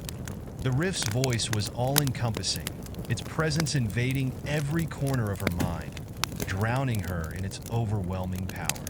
The darkness pressed in on all sides, suffocating her, making it hard to breathe, hard to think. But even through the void, there was a flicker, a spark of something. "I'm not this." The thought was a whisper, but it cut through the silence like a knife. It was so faint, so fragile, that for a moment, she wasn't sure if it was real or just a desperate fantasy. But then it came again. "I'm not this." Eleanor gritted her teeth, focusing on the fragile ember of self-awareness. It was small, almost too small to hold on to, but it was there. She had been someone. She had been Eleanor. She had loved and hated, laughed and cried, fought for survival in a world that seemed to have forgotten her. That was her, not this. The rift tried to drown out her thoughts, but she held onto the memory of herself, of who she had been, who she still was deep down. With every ounce of what she had left, she clung to it, forcing her mind back together, forcing her identity to reassert itself. "You are nothing without us." The voice thrummed through her, cold and mocking, wrapping itself around her like a vice. The rift wasn't just trying to consume her, it was trying to erase her, to overwrite everything that made her human, everything that made her alive. But Eleanor could feel it. Her heart still beat, albeit weakly, in the suffocating darkness. He was still here, somewhere beneath the overwhelming pressure of the rift's influence. He thought of Victor, of Maggie, of Jimmy. She thought of their faces, their voices, their desperation. She thought of the world outside this suffocating void, of the sun rising over the horizon, of the cool wind on her skin, of the simple, fleeting joys that had once made her life feel like it mattered. "I will not become this." With a forceful scream, she expelled the thought from her mind. She couldn't let it consume her, not like it had consumed the others. She was still Eleanor. She was still her, and she wouldn't let the rift take that from her. The darkness around her pulsed, its presence recoiling as though it had been struck. The pressure in the air began to shift, and for the first time since she had crossed into the rift, Eleanor felt a moment of resistance. It wasn't much, but it was enough. The rift's voice faltered. It stuttered, as if unsure, as if confused by her sudden defiance. "You cannot fight us." Eleanor's breath came in ragged gasps, but she held her ground. "Watch me." The words, weak as they were, felt like a declaration. She didn't know how she could possibly fight it, how she could win against something so vast, so all-encompassing. But she would fight, even if it meant her end, even if the rift swallowed her whole. She would not surrender her identity. She would not let it consume her. "You will be one of us." The words echoed through her mind, the pressure returning with renewed force. But this time, Eleanor refused to buckle. She pressed her hands against her temples, struggling to maintain control over her own mind. A faint, unfamiliar energy thrummed within her, as though the rift itself was offering her something, a power to merge, to become part of it. But she could feel the deceit in it, the manipulation. It was tempting, but it was not her. It wasn't long before she realized something else. The rift wasn't just trying to merge her with itself. It was trying to break her. It was trying to fracture her mind completely, to turn her into nothing more than a vessel, a puppet to its will. And the longer she fought, the more it pushed back. "We will break you." It was a warning, but Eleanor didn't flinch. She could feel it now, the threads of her own consciousness beginning to stretch thin, fraying at the edges. She knew that if she didn't act soon, the rift would succeed in its purpose. It would win. Her pulse raced as her mind scrambled for any possible solution, any possible way to fight back against the dark, shapeless force that threatened to tear her apart. And then, in a flash of instinct, something surged within her, something that hadn't been there before, something older, primal. Do it. The thought was her own, and yet it wasn't. It was a command, a forceful urging deep within her subconscious, a reminder of something forgotten. The energy coiled inside her, building like a storm gathering strength. It was as if the rift itself was giving her a taste of its power, just enough to make her feel it, just enough to make her want it. But Eleanor knew what it was. It was manipulation. She couldn't let herself become like the others, lost and absorbed into the rift's will. You cannot resist. She closed her eyes, blocking out the rift's voice, its pull, its seductive promises. She focused on the force inside her, the energy that was now vibrating through her body. She could feel it in her bones, drumming like an ancient pulse. She wasn't sure what it was or where it came from, but she didn't question it. With a sharp cry, she willed the energy outward. The force exploded from her, like a shockwave, spreading through the void. The rift screamed, "No!" The darkness recoiled as if struck, writhing and twisting violently, pushing back against the force she had unleashed. Eleanor felt the rift's hold on her loosen, just enough for her to pull away, just enough for her to breathe. The pressure around her faltered, like a dam that had cracked, letting in the smallest trickle of light. For the first time since she had entered the rift, she felt a sense of freedom, a tiny sliver of escape. But it wasn't enough. Not yet. The rift roared in fury, its voice becoming a deafening screech that vibrated through her very soul. But Eleanor didn't flinch. She pushed forward, using the energy inside her to reinforce her will, to break the rift's hold. "I will not become one with you." The rift howled, a sound so filled with rage and fear that it shook the very foundations of reality. The darkness surged, pressing down on her once more, but Eleanor held firm. She had found her strength. Now, she had to break the rift completely. Eleanor's heart raced, each beat reverberating like a drum in her chest, while the dark expanse around her continued to roar. The energy within her pulsed with raw power, but she knew it was fragile.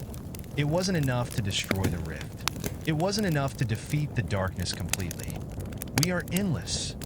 The rift's voice was a low, guttural rumble, shaking the very fabric of her existence.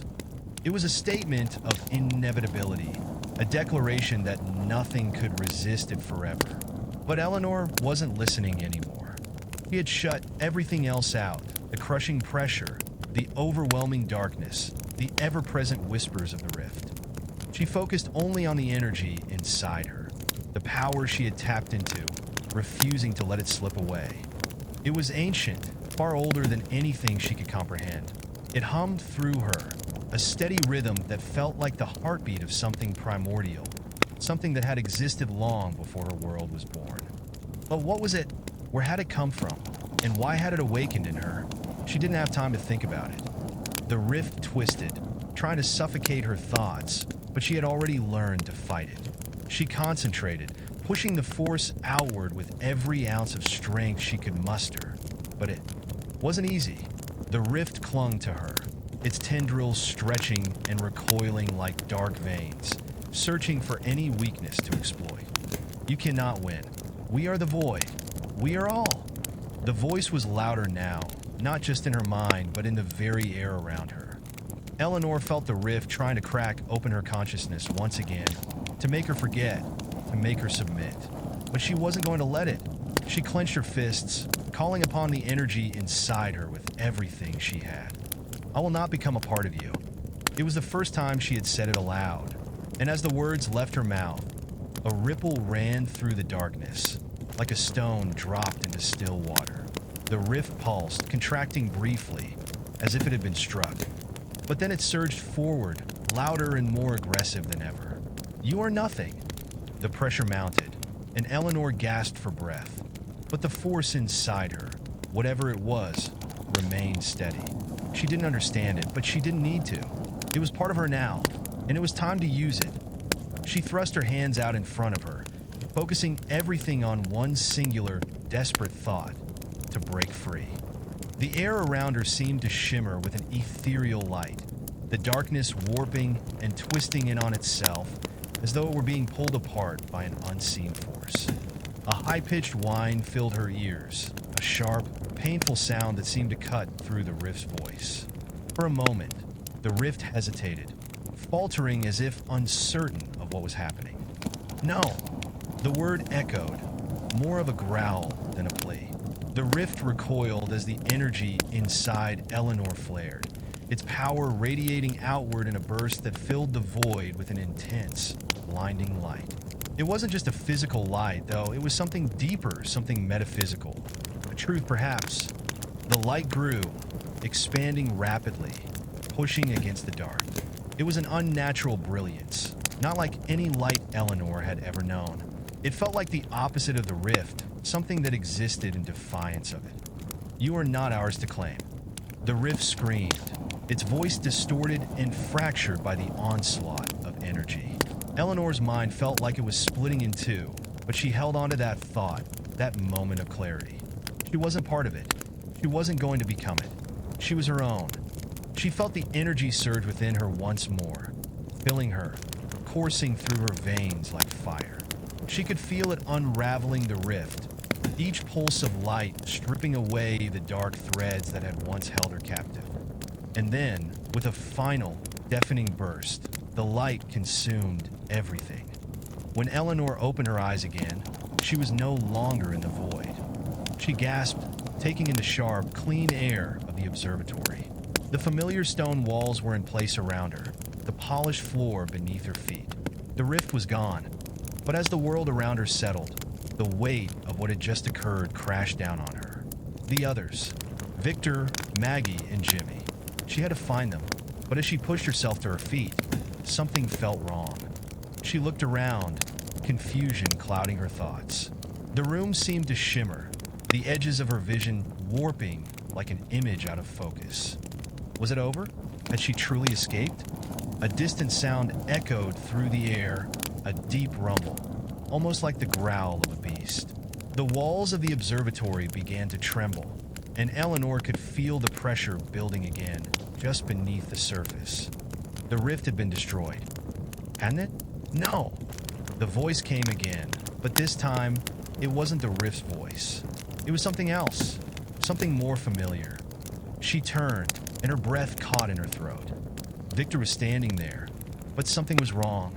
His eyes were dark, the pupils dilated, his expression hollow, his mouth twisted into a grim smile. "You did it, Eleanor," he said, his voice cold and distant. "You broke the rift, but you didn't escape it. You became it." Eleanor's heart skipped a beat as she took a step back, her mind racing. "No, that's not possible." But the smile on Victor's face deepened, his form flickering like a shadow. "You think you're free? You think you've won? The rift doesn't just consume. It remakes." And with that, he stepped forward, his form fading into the darkness that once again crept at the edges of her vision. Eleanor's pulse quickened. Her hands trembled as she reached for the walls of the observatory, steadying herself, as if the room might spin out of control at any moment. The shadows were stretching, crawling along the stone, warping the light around her. The air itself felt dense, suffocating. She blinked, trying to clear the fog from her mind. Victor's figure was gone, swallowed by the creeping dark, but his words echoed in her ears. "You became it." The thought hung in the air, impossible to ignore. Had the rift changed her? She couldn't fathom what that meant. Couldn't reconcile the Eleanor, who had just fought so fiercely to retain herself with the idea that the rift's essence had now become part of her. She She had felt its power course through her, yes, but she had destroyed it, hadn't she? Her thoughts tangled, fighting against each other. She had defeated the rift. That's what she had to believe. But now, something felt terribly off. The walls seemed to breathe with a life of their own. The shadows stretched unnaturally, like they were no longer bound to the laws of reality. Her vision wavered again. Eleanor's stomach lurched, the sensation of vertigo overwhelming. She staggered to the edge of the room, her fingers brushing the cold stone of the windowsill. The moonlight outside had gone dark, as if swallowed by something far deeper, far more vast than the rift itself. It was as if the world had shifted, no longer the same world she had known. And then she heard it again, the growl. The deep, primal sound echoed through the air, reverberating through her bones. This time, she felt it in the pit of her stomach, a gnawing, gnashing sensation that sank deep into her. The rift hadn't just been defeated. It was still here, lurking, festering beneath the surface. She had been so sure of her victory, but now doubt gnawed at her. Her breath hitched. The darkness crept closer, like an unstoppable tide. It was growing stronger, and she could feel it inside her chest, as though the air itself had thickened into something dense, like tar. The light, whatever had driven the rift back, was dimming. She had to fight it, had to control it. Eleanor's hands shook as she clenched her fists, feeling the unfamiliar power surge within her. Her thoughts were fractured, like shards of glass strewn across her mind, each piece jagged, painful. But she didn't let herself focus on the pieces. She had to hold herself together. A shadow passed across the room, cutting through the distorted light, and Eleanor's eyes snapped to it. She tensed, her muscles coiling in preparation for another attack. But it wasn't Victor. It wasn't any familiar face. It was the other. It was the rift itself, remade, reshaped into something new. But it was not a single entity. It was a thing that had fractured itself, spread across the world like a virus, spreading darkness and madness in its wake. A horrific, ever-changing shape hovered just out of her reach, an amorphous presence that seemed to flicker and twist with every passing second. It was a thing that could not be fully seen, nor understood, yet somehow, Eleanor felt its hunger, its need to consume. She gasped as its shape began to solidify, tendrils of shadow reaching toward her like ravenous fingers. "We are everywhere." The voice from the rift rang in her mind, louder than ever before, almost suffocating in its intensity. The room began to blur again, the edges of reality slipping away. Eleanor took a step back, but the darkness followed her, pushing against her, pressing her deeper into the walls of the observatory. The shadows wrapped around her, as though they were made of 1,000 tiny claws, scratching, scraping, whispering. She couldn't breathe. Her vision fragmented, a kaleidoscope of shifting shapes and sounds. She felt herself being pulled, drawn into the darkness. And there, at the edges of her mind, the thought gnawed at her once again. "You are nothing without us." Her heart raced, pounding louder in her chest. She clenched her teeth, forcing herself to remain focused. She was not nothing. She was her. She could not give in to this. "We are all. We are one." She wasn't sure where the voice ended and her own thoughts began. The lines blurred, the rift's influence flooding her like poison. The shadows were everywhere now, suffocating her. But even as her body trembled, her mind screamed at her to fight, to survive. She couldn't let the rift claim her again. Not this time. Her hands shot out in front of her, pressing against the darkness as she focused all of her energy into forcing it away. But instead of dissipating, the shadows pushed back harder, warping around her like chains. She could feel herself being pulled deeper into the void, the oppressive weight of it almost too much to bear. The darkness wasn't just an external force. It was inside her, clawing at her, trying to erase her from the inside out. And that's when she realized the true horror. The rift had never been outside of her. It had been inside her all along. Her breath caught, her chest tightening painfully. She had fought the rift, but she had never truly understood what it was. It was not an entity to be defeated. It was a force, a truth. A force that could bend and reshape reality itself. And she now was its vessel. You were one of us. Her fingers curled into fists, the shadowy tendrils squeezing tighter. The voice from the rift roared in her ears, threatening to drown out everything else. But through the pressure, the suffocating weight of the darkness, there was a flicker of clarity. A single thought that burned through the fog. You cannot control me. The energy inside her flared once more, a burst of radiant light, stronger than before. She focused it with every ounce of her being, directing it outward toward the very core of the rift. And in that moment, she felt something snap, something break. The room trembled, the air crackling with energy, and then silence. For a long, agonizing moment, Eleanor stood still, her chest heaving, her body drenched in sweat. The shadows no longer encroached upon her. The room was calm once again, the light from the moon shining in through the windows. But as she blinked, she realized something had changed. Something had been altered, not just in the world around her, but within her. She was different, and deep inside her, she could still feel the rift, lurking in the dark recesses of her mind, waiting. Eleanor stood motionless, her breath shallow as she absorbed the eerie stillness that now enveloped the room. The air was dense, thick with the aftershock of the battle she had just fought. For a moment, it felt as if everything had come to a standstill, as if the universe itself had stopped turning. But the pressure, the weight, the feeling that something was lurking just beyond the edges of reality, it didn't go away. It's still here. The thought crashed through her like a tidal wave. She felt the rift still inside her, a constant, pulsing presence, like a shadow in her mind, always waiting for the right moment to reassert itself. But Eleanor had no time to reflect on the feeling for long. There was something far more pressing on her mind, the others. She turned swiftly, her eyes scanning the observatory as if expecting them to emerge from the shadows. But there was no sign of Maggie, Victor, or Jimmy. She had no idea where they were, or if they were even still alive. Had the rift taken them? Had they succumbed to its influence the way she had nearly done? A deep, hollow ache formed in her chest as she thought of them. Of Victor, who had once been her closest ally. Of Jimmy, whose laughter had always been a light in the darkest of times.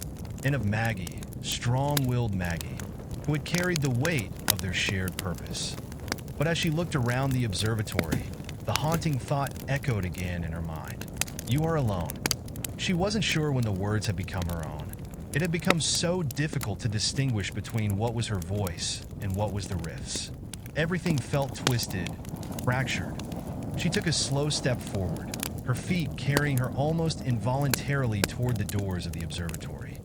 The darkened hallways beyond beckoned, and with them, the remnants of everything she had tried to escape. The shadowy tendrils that now seemed part of her own being stirred restlessly.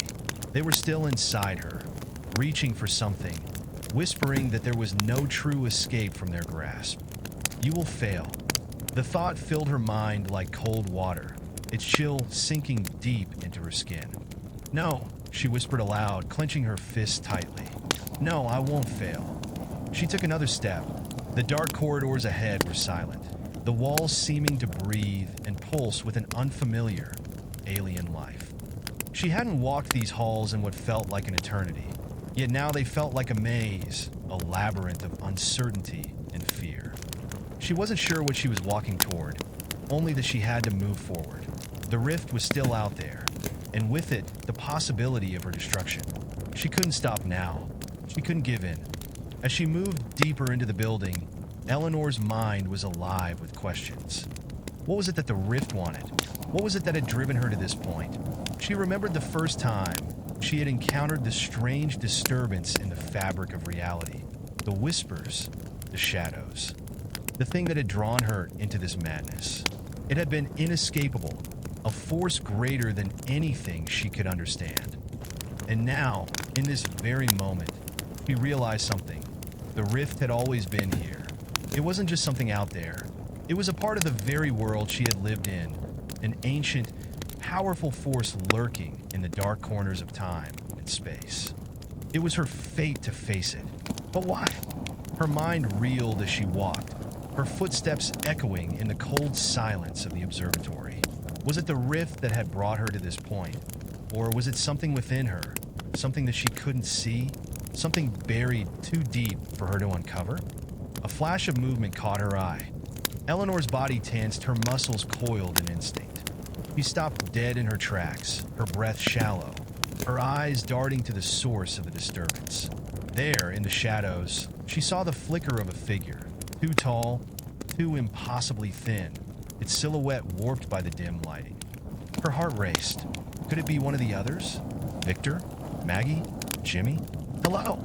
Her voice felt small, fragile, as if the world around her was holding its breath. The figure stepped forward into the dim light. Eleanor's breath hitched. It wasn't them. It was something else. The figure had no face, only a smooth, blank expanse where its features should have been. Its limbs were elongated, almost grotesquely so, and its body shifted and warped like a shadow struggling to maintain its form. Eleanor could feel the presence of the rift in it. It was the rift's creation, its agent, its embodiment. The creature didn't speak. It didn't need to. The weight of its presence was enough to drown out all thoughts, all hope. Eleanor could feel her legs trembling, the pull of the rift trying to overtake her. But she couldn't stop. She couldn't let this be the end. You can't fight us. The voice was inside her head again, filling her with dread. The rift's voice, now more intertwined with her own thoughts than ever before. Eleanor's hands trembled as she reached for the power inside her. The force that had once driven her to victory against the rift. She needed to wield it again. She needed to fight this thing. This thing that was both a product of the rift and a part of it. With a sharp intake of breath, Eleanor pushed forward, gathering all her remaining strength. She thrust her hands out, pouring every ounce of energy into the space between them. But the creature didn't flinch. Instead, it seemed to absorb the energy, its body rippling with darkness as it advanced. It was not a thing of substance. It was a shadow made real, a parasite that fed on her every effort. Every burst of light from her hands only fueled it, made it stronger. Why won't you? Her voice broke, the words lost in the crushing wave of darkness. Because you are one of us now, and we are everywhere. The words split her consciousness, making her vision flicker and spin. Her body moved on its own accord, her hands flailing toward the creature, her fingers scraping at the space between them. The rift's influence was everywhere, swallowing her mind, dragging her deeper into its fold. But then there was a sharp pull, a sudden clarity. Her eyes locked onto the creature's face, or rather, where its face should have been. There was something familiar in its shape, in the way it twisted. It was not a thing. It was her. Her heart pounded as the realization struck her like a blow to the chest. This creature, this shadow was her. Eleanor's heart hammered in her chest, her breath shallow as she stared into the faceless, distorted creature before her. It rippled with dark energy, the unnatural shape of its form twisting and shifting as if it were not entirely physical. A jagged, broken mirror of reality. The realization hit her with a sickening finality. The creature was a reflection of herself, but not the version she knew. It was a twisted echo of everything she had tried to escape, the embodiment of everything she feared would consume her. Her pulse raced as she took an involuntary step back. The creature mirrored her every movement, its grotesque limbs stretching and bending unnaturally. She could feel the rift within her growing stronger, pressing against her mind like a tidal wave, pulling her further toward the abyss. "You are me," Eleanor whispered, her voice trembling as she struggled to understand. But how? The creature's shape seemed to stretch, distorting in ways that made her stomach churn. It no longer resembled just her, it was something else. Something born of her own fractured soul, twisted by the rift's influence. For a long moment, neither of them moved. Eleanor's breath was caught in her throat as she tried to reconcile the horror before her with the person she thought she had been. But the truth was undeniable now. The rift had claimed her. She was no longer just an observer to its power. She was part of it. The creature's body flickered, its limbs elongating and contracting in impossible ways. It was mimicking her, feeding on her confusion and fear. It wasn't just an enemy. It was a part of her now, a shadow that would never leave. A voice echoed in her mind. You were always meant to become us. The rift is not an external force, Eleanor. It is the true shape of reality. You are its vessel. No, Eleanor gasped, shaking her head, trying to push the thought away. This isn't real. This isn't me. But even as she said it, she knew it was a lie. The rift had always been inside her, buried beneath the layers of her consciousness, waiting for the moment when it could rise. She had never been truly separate from it. The whispers, the pull, it had been there from the start, just beneath the surface, and now it had consumed her. You will learn to accept this.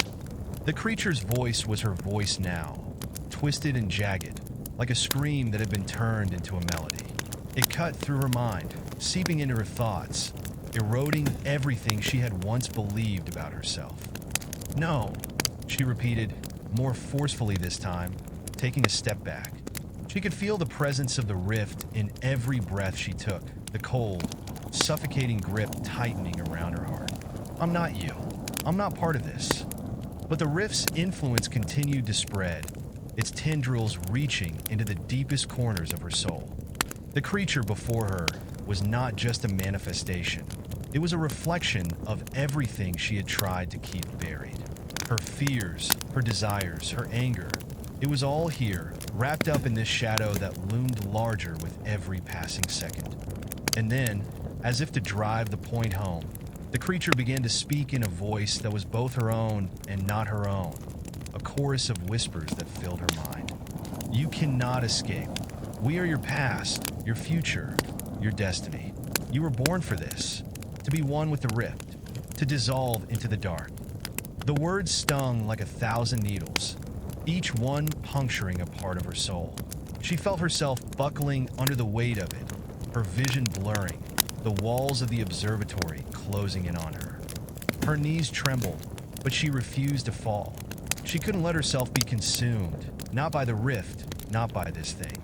She had fought too hard to lose herself now. No, she whispered again, more softly this time. I will not become you.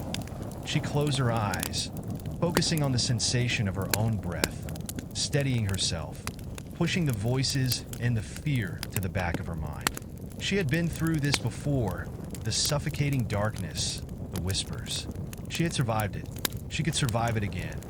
Her hands trembled, but she held them out in front of her, feeling the energy gather in her palms, the warmth of it surging through her. This was her power, the power of light, of defiance. It was the last thing she had left. But as she summoned the light, something unexpected happened.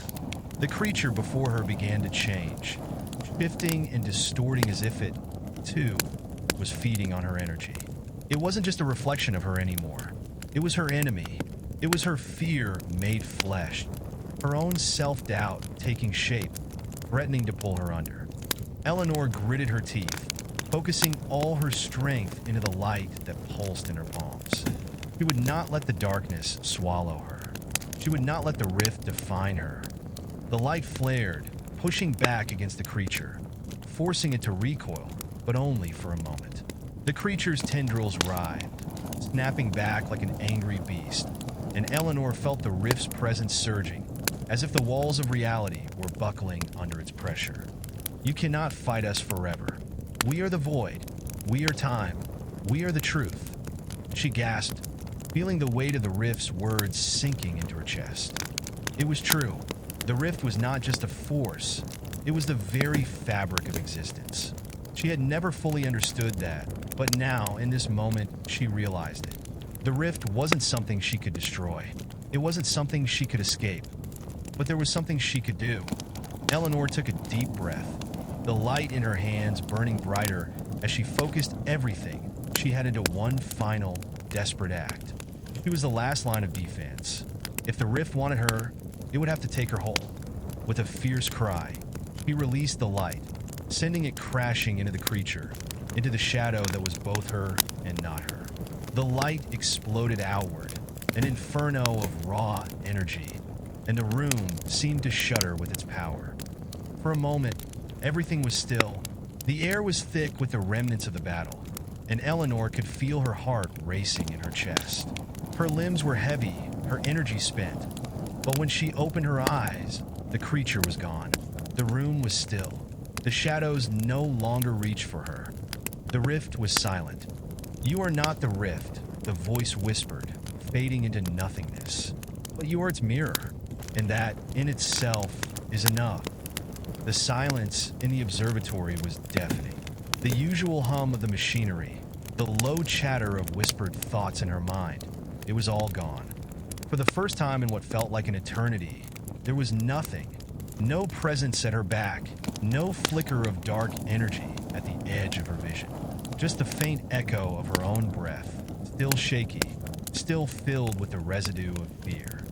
Eleanor stood in the center of the observatory, her hands still trembling, the aftermath of the light's explosion still lingering in the air.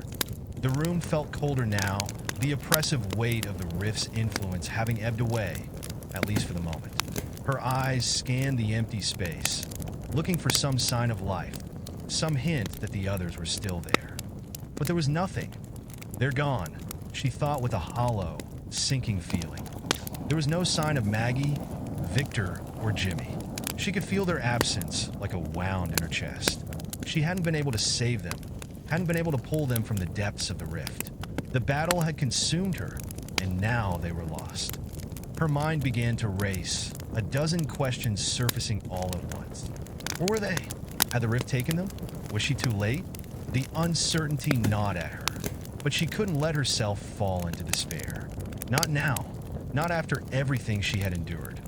As the silence stretched on, Eleanor's thoughts began to unravel, spiraling into confusion. The weight of everything she had lost, the friends, the team, her sense of self, it all started to close in around her. What had this all been for? What was the point of this endless fight against an entity so ancient, so vast, that it could swallow entire worlds? The rift is not an enemy, she realized bitterly. It is not something to be destroyed. It is not something that can be vanquished. It is simply... She couldn't finish the thought. Her mind was too weary, too broken by the forces that had worn her down. Her gaze shifted to the shattered window at the far end of the observatory. The night sky stretched endlessly beyond it, a vast sea of stars twinkling like cold eyes watching her every move. The rift was still out there, in the folds of time and space, waiting for her, waiting for everything. Perhaps there was no escaping it. Perhaps the rift would never truly be vanquished, and she would simply have to live with it. Maybe that was the ultimate horror. The realization that all of this, the constant struggle, the twists of fate, the pain, had been building toward one undeniable truth. They had always been a part of the rift, and the rift had always been a part of them. Eleanor swallowed hard, shaking her head as she forced herself to focus. She couldn't lose herself again, not after everything. She turned toward the door, her footsteps quiet but purposeful as she began to walk. She didn't know where she was going, didn't know if she could ever truly leave this place behind, but she had to keep moving. She had to find some kind of closure, some thread of hope that hadn't been completely consumed by the darkness. As she walked, her fingers brushed against the cold walls, feeling the faint pulse of the rift still lingering in the very structure of the observatory. It was everywhere, and yet, there was a strange calm to it now. The turmoil inside her mind had quieted, the endless barrage of thoughts and whispers fading into something almost manageable. It was as if the rift was waiting, patient, content to let her feel its presence without overwhelming her. She felt a shiver crawl up her spine, but she refused to acknowledge the creeping sense of dread that followed. She had faced it before. She could face it again. But as she walked deeper into the corridors, the feeling of being watched, of being tracked, started to grow again. She had grown used to the strange sensation, the unease that crept in when she was alone, but now it felt different, more tangible, more real. Something was in the observatory with her, Something was out there. Her pulse quickened, her footsteps faltering for a moment. She turned a corner, glancing down the empty hallway. Nothing, just the same cold stone, the same eerie stillness. Then she heard it, a soft sound, like a whisper, a murmur just out of reach. Her breath caught in her throat as she froze. It wasn't just in her mind this time. It was real. The voice was clear now, no longer a distant echo, but something that reverberated through the very air. It was familiar. Eleanor. The voice was low, reverberating with an unnatural undertone. It was soft at first, a murmur that made her skin prickle, but it grew louder, sharper, until it filled the empty hallway. Eleanor, come to me. She spun around, searching the darkness for the source, but saw nothing. A chill swept over her. The rift. It's calling me again. The thought struck her like a lightning bolt, and for the first time in what felt like an eternity, she was filled with an overwhelming sense of urgency. She had felt it before, this strange connection between herself and the rift, but never like this. Never with such intensity. It was as if the rift had become sentient, aware of her, aware of the fragility in her mind. She couldn't ignore it anymore. She couldn't run. With a grim resolve, she turned back down the hall and followed the pull. The air seemed to thicken with each step, the shadows around her stretching and warping, but she couldn't afford to hesitate. Every instinct screamed for her to turn back, to flee, but she knew, somehow, she knew that she had no choice. The rift had already taken so much from her. It had twisted everything, her perception of time, of reality, of herself. But she wasn't going to let it take her completely. Not this time. As she approached the center of the building, she could feel the rift's influence growing stronger, its whispers filling her ears like a torrent. She was close.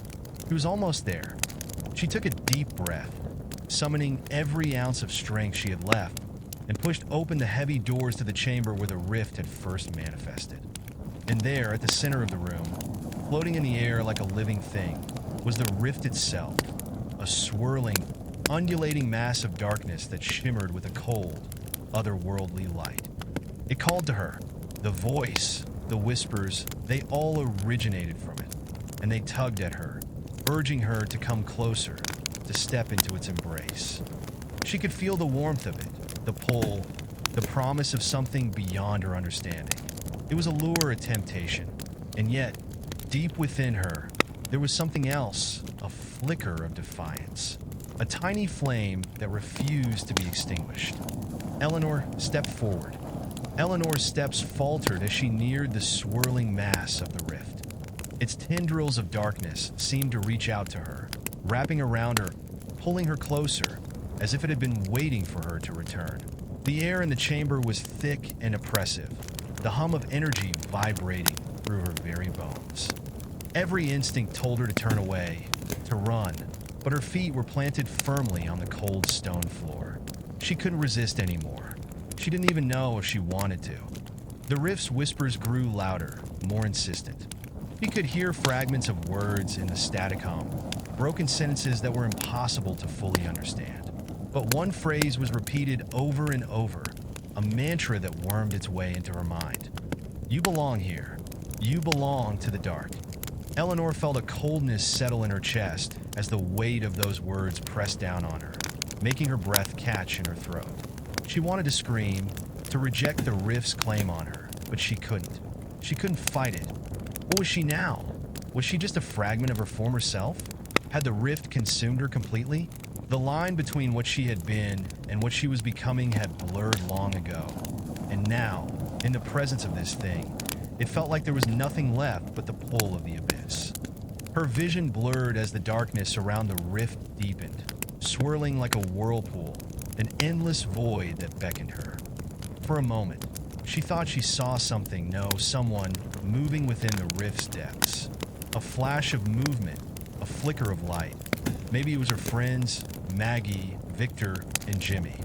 But before she could focus, the image dissolved into nothing, leaving her only with the void, the emptiness. She took another step, then another, until the tips of her boots were just a few inches from the rift's center. Her breath trembled in the cool air, and her fingers twitched, wanting to reach out to touch the void. She could feel it, just out of reach, something waiting for her. And then, as if in answer to her unspoken desire, the rift began to pull itself open wider. The air grew colder, and a horrible pressure built up in her chest, as if the very atmosphere itself were buckling under the weight of something ancient, something vast. The chamber began to tremble, the walls cracking under the strain. Eleanor stumbled back, her heart racing, her breath coming in quick gasps as the rift seemed to expand, as if it were growing, feeding on her presence. "Don't resist," the rift's voice echoed in her mind, soft and soothing. "You are a part of us now. Come into the dark. There is nothing to fear, nothing but the embrace of eternity." It was the voice of the rift itself, but it sounded almost comforting, like an old friend calling her home. The pressure in the room increased, and the darkness seemed to close in on her. Eleanor gasped for breath, her body shaking with the weight of the rift's pull. It felt as though her very soul was being torn in two, half of her wanting to step forward, to embrace this strange, alien comfort, and the other half screaming to hold onto the fragments of her old self. She closed her eyes, fighting the overwhelming urge to give in. She had to find a way out of this. She had to save herself, save whatever was left of her. "You will not leave this place, Eleanor." The voice deepened, becoming darker. "You cannot escape the rift. You cannot escape time. The world is broken, and we are its true form." Her hands clenched into fists, her nails biting into her skin as she fought against the crushing weight of those words. She had fought the rift before. She had resisted it when it had tried to take her, and she had fought to save her friends. She could do it again, but a new fear began to bubble inside her. The terrifying knowledge that maybe, just maybe, this was the final step. Maybe the rift had already claimed her, and she was just too blind to see it. "Come closer." The voice turned tender, sweet, almost loving now. "Feel what awaits you in the darkness, Eleanor. You are not alone here. You never have been." Eleanor could no longer deny it. The rift wasn't just some alien entity. It wasn't a force that could be driven away or locked away forever. It was a reflection of time itself, of the very essence of existence, and perhaps a reflection of her, of everything she had feared she might become. "Is this it?" Eleanor thought, her vision flickering in and out of focus. "Is this where I belong?" But even as the thought crossed her mind, the small, stubborn flame of defiance within her refused to be extinguished. She had lost so much. She couldn't let herself lose everything. Summoning every last ounce of strength, Eleanor took a deep breath and opened her eyes. There was no turning back now. The darkness seemed to close around her, but she steeled herself, focusing on the one thing she could control, herself. She reached out. For a moment, nothing happened. The rift pulsed, as though it were waiting, feeling her touch, sensing her defiance. Then, with a rush of cold, sharp air, everything exploded into sound, a deafening roar, a low rumbling like the shifting of mountains. The rift responded, opening wider than ever, its dark tendrils stretching toward her, wrapping around her limbs, pulling her closer. The force was overwhelming, but Eleanor didn't pull away. She didn't resist. Instead, she let herself fall. The darkness swallowed her whole. Eleanor felt the world around her unravel, as if the very fabric of reality was dissolving. She was no longer aware of her body, of the cold stone beneath her feet, or even the rift's oppressive weight. There was only the vast emptiness, a black void stretching out endlessly in every direction, a place beyond time, beyond space. It was the rift's true form, a space where the rules of the universe no longer applied.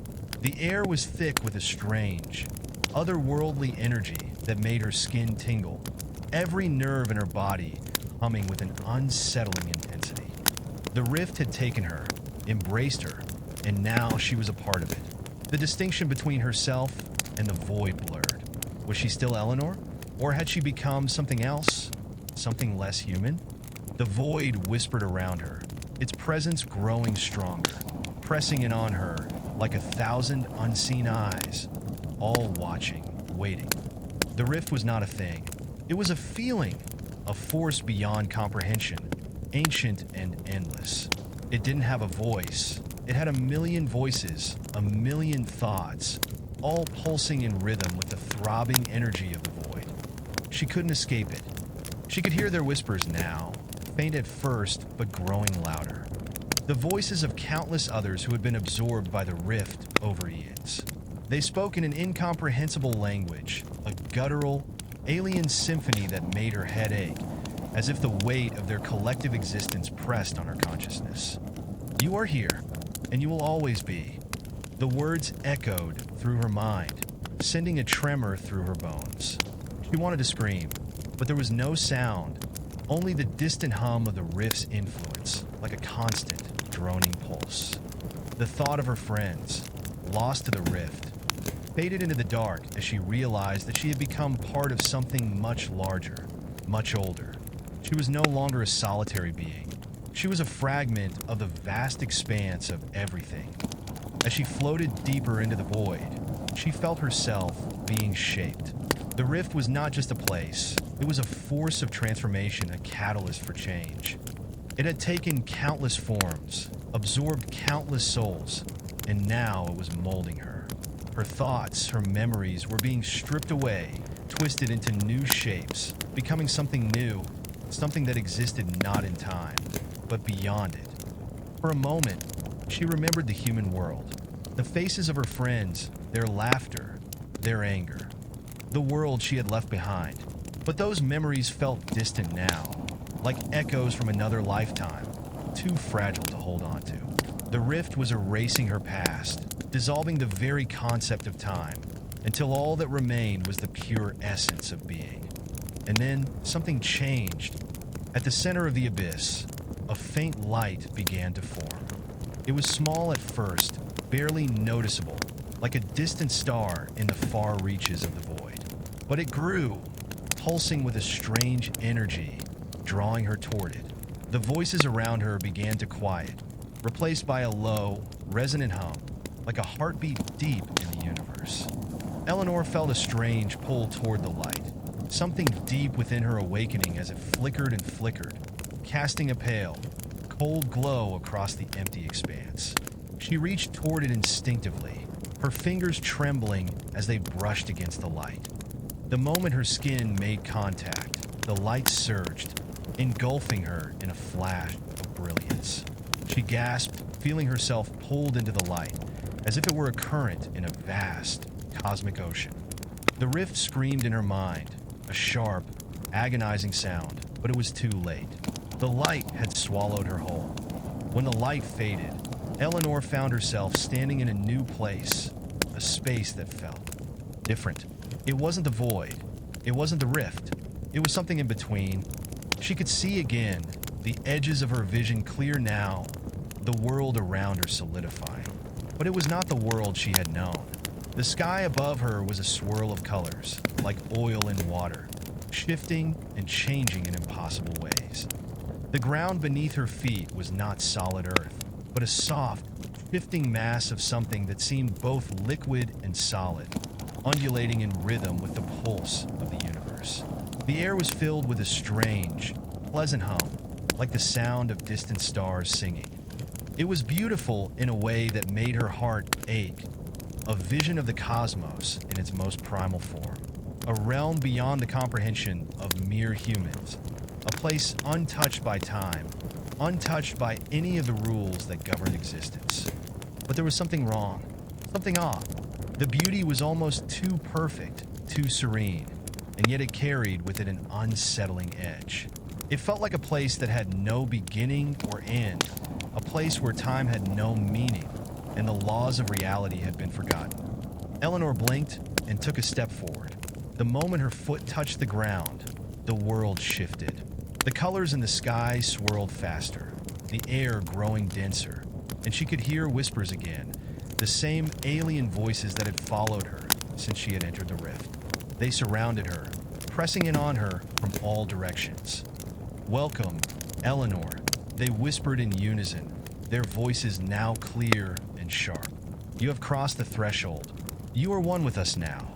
You are one with time, with the dark, with the void. Eleanor shuddered, but she stood firm. She didn't know what had happened or where she was, but she couldn't let herself be consumed by fear. She had already lost so much. If she was to survive this, she had to understand it. What is this place?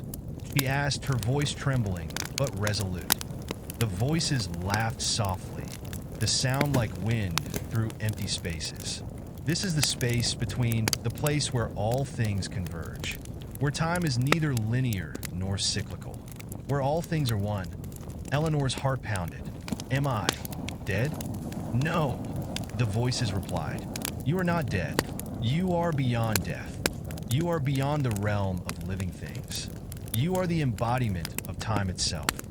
A chill ran down her spine as she tried to process the meaning of their words. She wasn't dead. She wasn't even alive anymore, not in the way she had once understood. She was something else, something beyond. The rift had transformed her, taken her into a place where the laws of reality no longer mattered, where her existence had become intertwined with something far larger, far older. It had taken her past the boundaries of time, past the limits of the human mind, and now she was a part of it all, the infinite, unknowable vastness of existence. The light in the sky pulsed again, this time brighter, more urgent. You are ready now, Eleanor. You will see the truth. The air around her crackled with energy, and the ground beneath her feet began to tremble. It was time. The ground beneath Eleanor's feet shifted again, as if the very essence of this new realm was alive, breathing.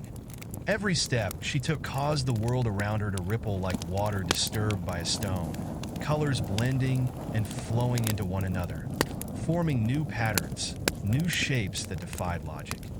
She felt the pulse of the universe, its heartbeat reverberating through her, through the very core of her being. It was overwhelming, but at the same time, it felt familiar, almost like a part of her, like the hum of her own heartbeat, syncing with the rhythm of everything around her.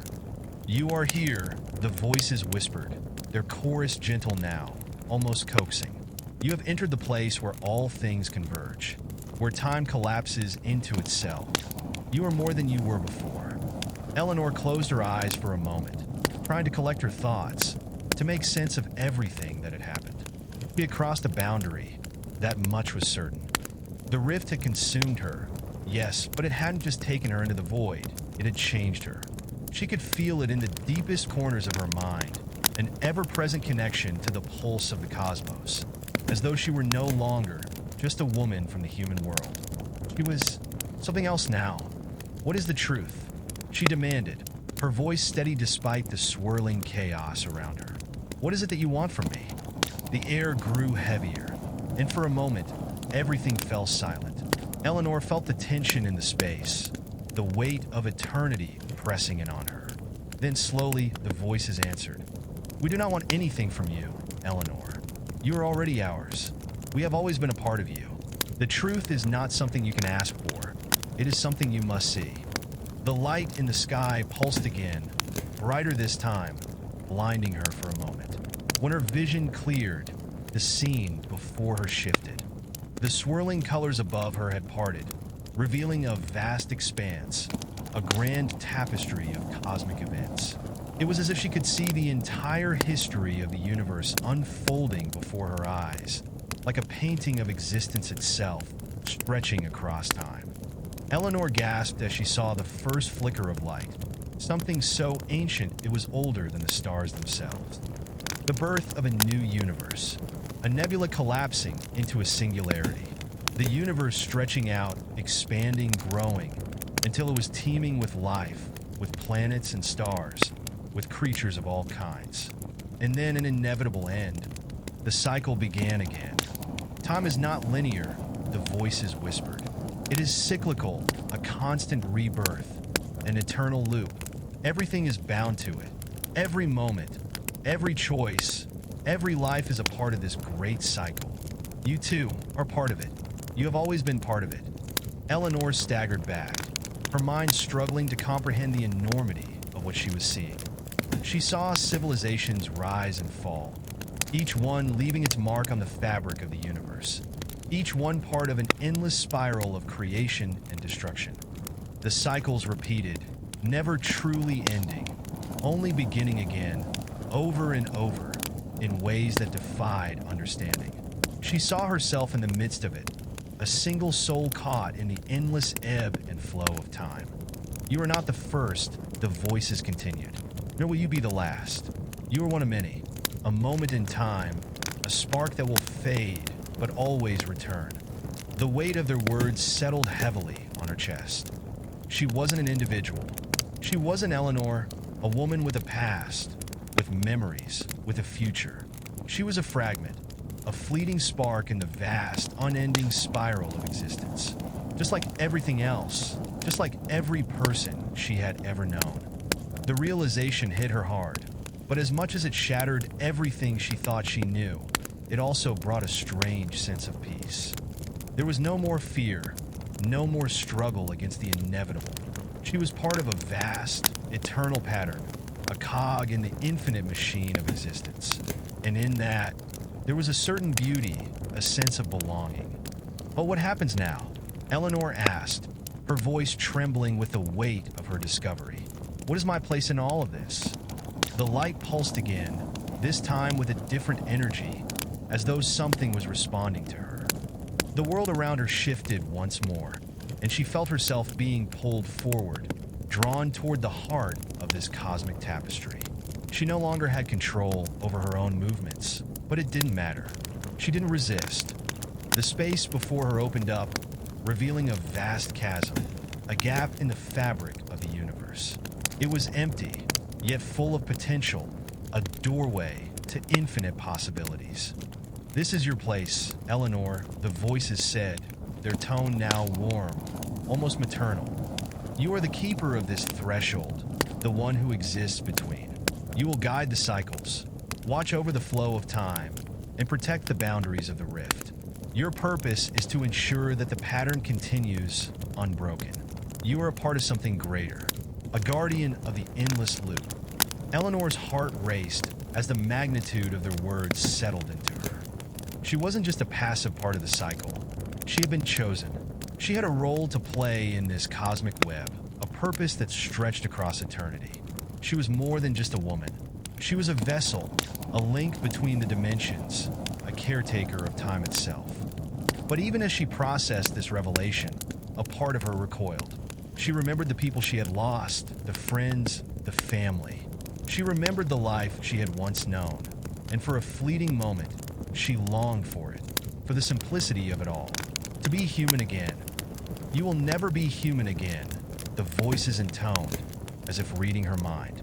But you will be something greater, something eternal. A tear slipped down Eleanor's cheek, though she no longer knew if it was because of grief or wonder. Time had folded her into its embrace, and now she was a part of the grand design, neither lost nor saved, but bound to the rift and to the endless dance of existence. The rift had claimed her, transformed her, but in the end, it had not consumed her. It had given her a new purpose, a new truth. And for the first time since she had crossed into the void, Eleanor felt the whisper of peace. The vast chasm before Eleanor shimmered, a dark abyss filled with stars that pulsed like the beating of a heart. She could feel their rhythm deep in her bones, a constant, soothing presence.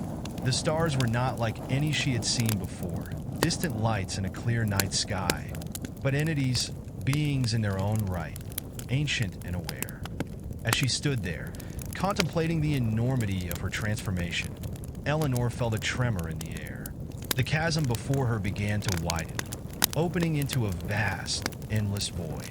From its depths, a cold, searing light emerged, illuminating everything in its path, revealing shapes that were neither solid nor fully defined. This was the threshold, the place where all timelines, all realities converged. It was here that she would remain, bound to the eternal cycle of creation and destruction, guarding the rift and ensuring that the universe never fell into chaos. Eleanor stood at the edge of the threshold, feeling the weight of her new role, her new purpose. She had always felt small, insignificant, but now she was something more. She was the bridge between worlds, the keeper of time itself. And with this power came an undeniable responsibility. Her heart beat faster, an echo of the cosmic pulse that surrounded her.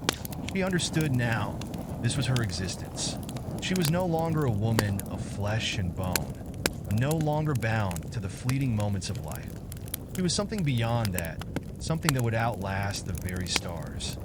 But with that truth came a loneliness unlike any she had ever felt. She had once been part of a world, a life filled with human connections, love, and loss. She had been a daughter, a friend, a person with hopes and dreams. Now, all of that was gone, a distant memory in the sea of eternity. "You are not alone," the voices whispered, as though sensing the ache in her heart. "You are one with the infinite. You are part of the cycle. You will never be without purpose." She closed her eyes, allowing their words to wash over her, to soothe the rising anxiety that clawed at her chest. The rift had transformed her, but it had also given her a new existence, a new identity. And as much as she longed for her old life, she knew that she could not return. The rift had already claimed her. She had become part of something much larger. A ripple of light filled the air, and for a brief moment, Eleanor saw a flicker, a memory of her past. She saw her friends again, their faces alive with laughter, their voices filled with warmth. She saw them reaching out to her, trying to pull her back into the world she had left behind. But they were only shadows, fleeting glimpses, fading with each passing second. The light of the threshold pulsed again, sharp and urgent, pulling her focus back to the task at hand. "The cycle cannot be broken," the voices whispered. "You must maintain it. You must guard the boundaries of time. For if the rift is allowed to consume all, everything will cease to exist." The words reverberated through her, settling into her mind like a weight that could never be lifted. The rift was not merely a place. It was a force, an ancient, unknowable entity that had existed long before the first stars had been born, and it would continue long after the last light had faded from the sky. Eleanor's purpose was clear now. She was the keeper, the protector of the rift, the one who would ensure that the cycle continued, that the universe never fell into chaos. She would be the silent observer, the eternal guardian, bound to the rhythm of time and the ebb and flow of existence. But as much as she accepted her new role, a question lingered in the back of her mind. The rift had brought her here, transformed her, but what had brought the rift into existence in the first place? Who, or what, was behind this eternal cycle? She could feel the question pressing against her consciousness, but every time she tried to focus on it, the rift's pulse intensified, washing it away. The rift was a force beyond understanding, and as much as she longed to uncover its origins, she knew that some answers were never meant to be found. Suddenly, the chasm before her began to stir. The cold light shifted, and from its depths, something emerged. It was a shape, a being that seemed to shimmer in the light, its form impossible to fully comprehend. It was vast and fluid, its body a swirling mass of color and energy, constantly changing, shifting in ways that defied logic. Eleanor instinctively stepped back, her heart racing. This being was unlike anything she had encountered before. It felt ancient, older than the stars themselves, and it was looking at her, its innumerable eyes locked onto hers, as though it could see into the very core of her being. "You are the keeper," the being spoke, its voice a deep, resonant hum that vibrated in her chest. "You have crossed the threshold, and now you will face the true nature of your existence." Eleanor swallowed, her mind whirling with questions. "What is it that you want from me?" "What I want is not for you to understand," the being replied, its voice a shifting echo. "But what you must understand is that your role is not just to guard the rift, it is to be its will. You are its vessel, and through you, time will continue to unfold." The air around Eleanor crackled with energy, and the ground beneath her feet trembled. The vast being's eyes burned into hers, and she felt a surge of power flood her body. She was connected to the rift now, bound to it by something far deeper than mere duty. "You will see all that is to come," the being said. "You will witness the rise and fall of worlds, the birth and death of stars. You will be the keeper of time, and you will never again know a life without purpose." Eleanor felt the weight of those words settle over her, like a heavy mantle she could never remove. She was bound to the rift, bound to this endless cycle. There was no escape from her role.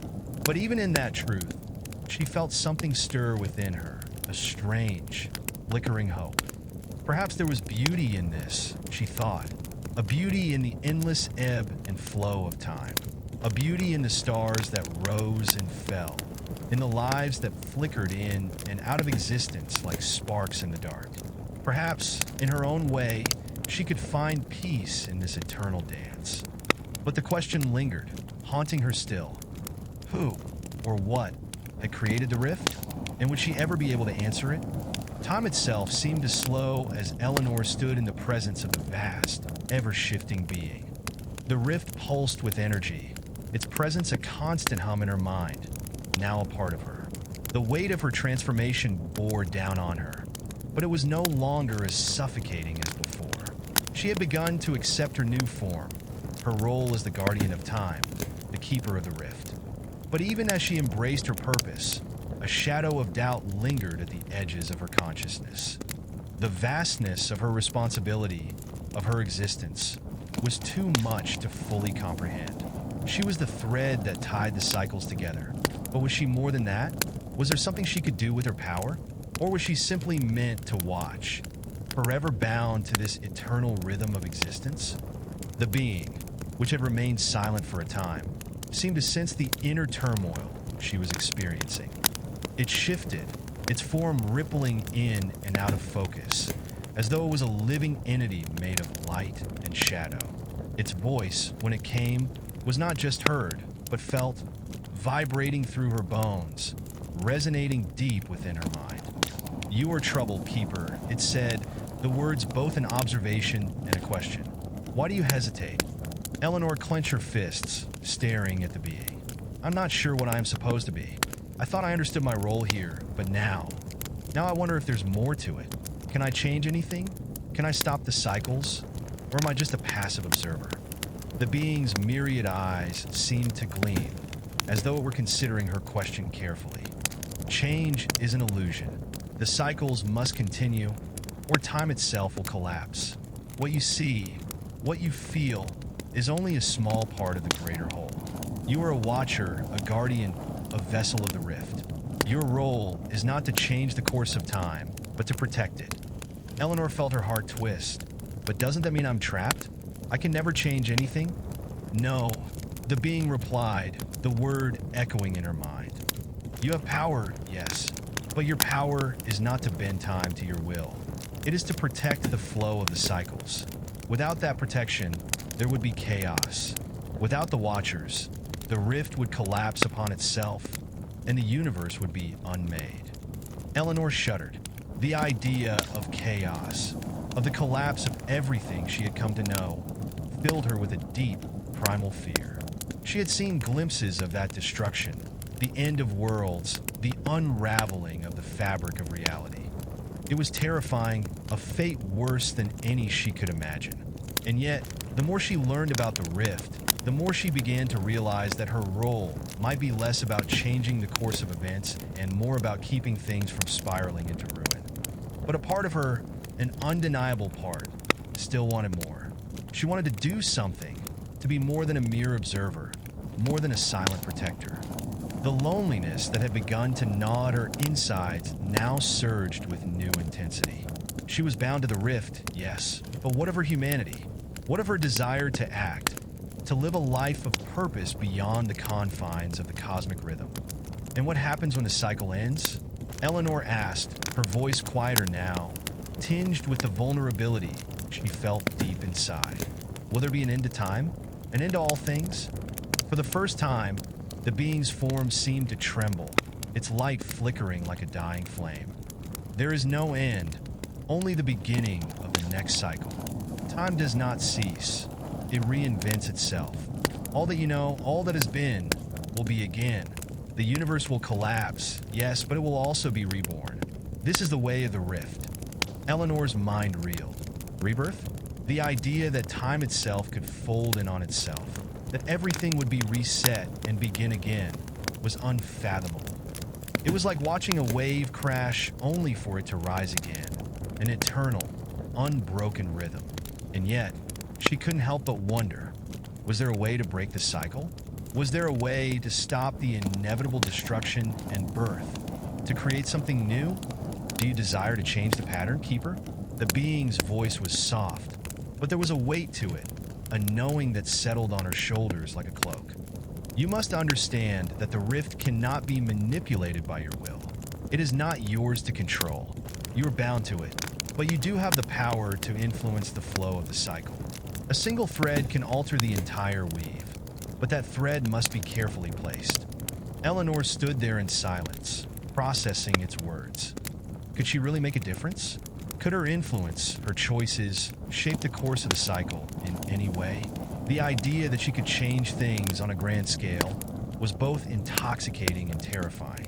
What would it mean for the universe, for the rift, for her? Her thoughts were interrupted as the world around her began to shift. The chasm that had once felt like a void now seemed to solidify, its edges growing sharper, more defined. A faint glow appeared in the distance, a speck of light against the darkness that stretched infinitely. It was so small, yet its presence was undeniable. Eleanor felt an inexplicable pull toward it, a pull that seemed to resonate with her very being. Do not be afraid, Keeper, the being intoned. This is the next step in your journey.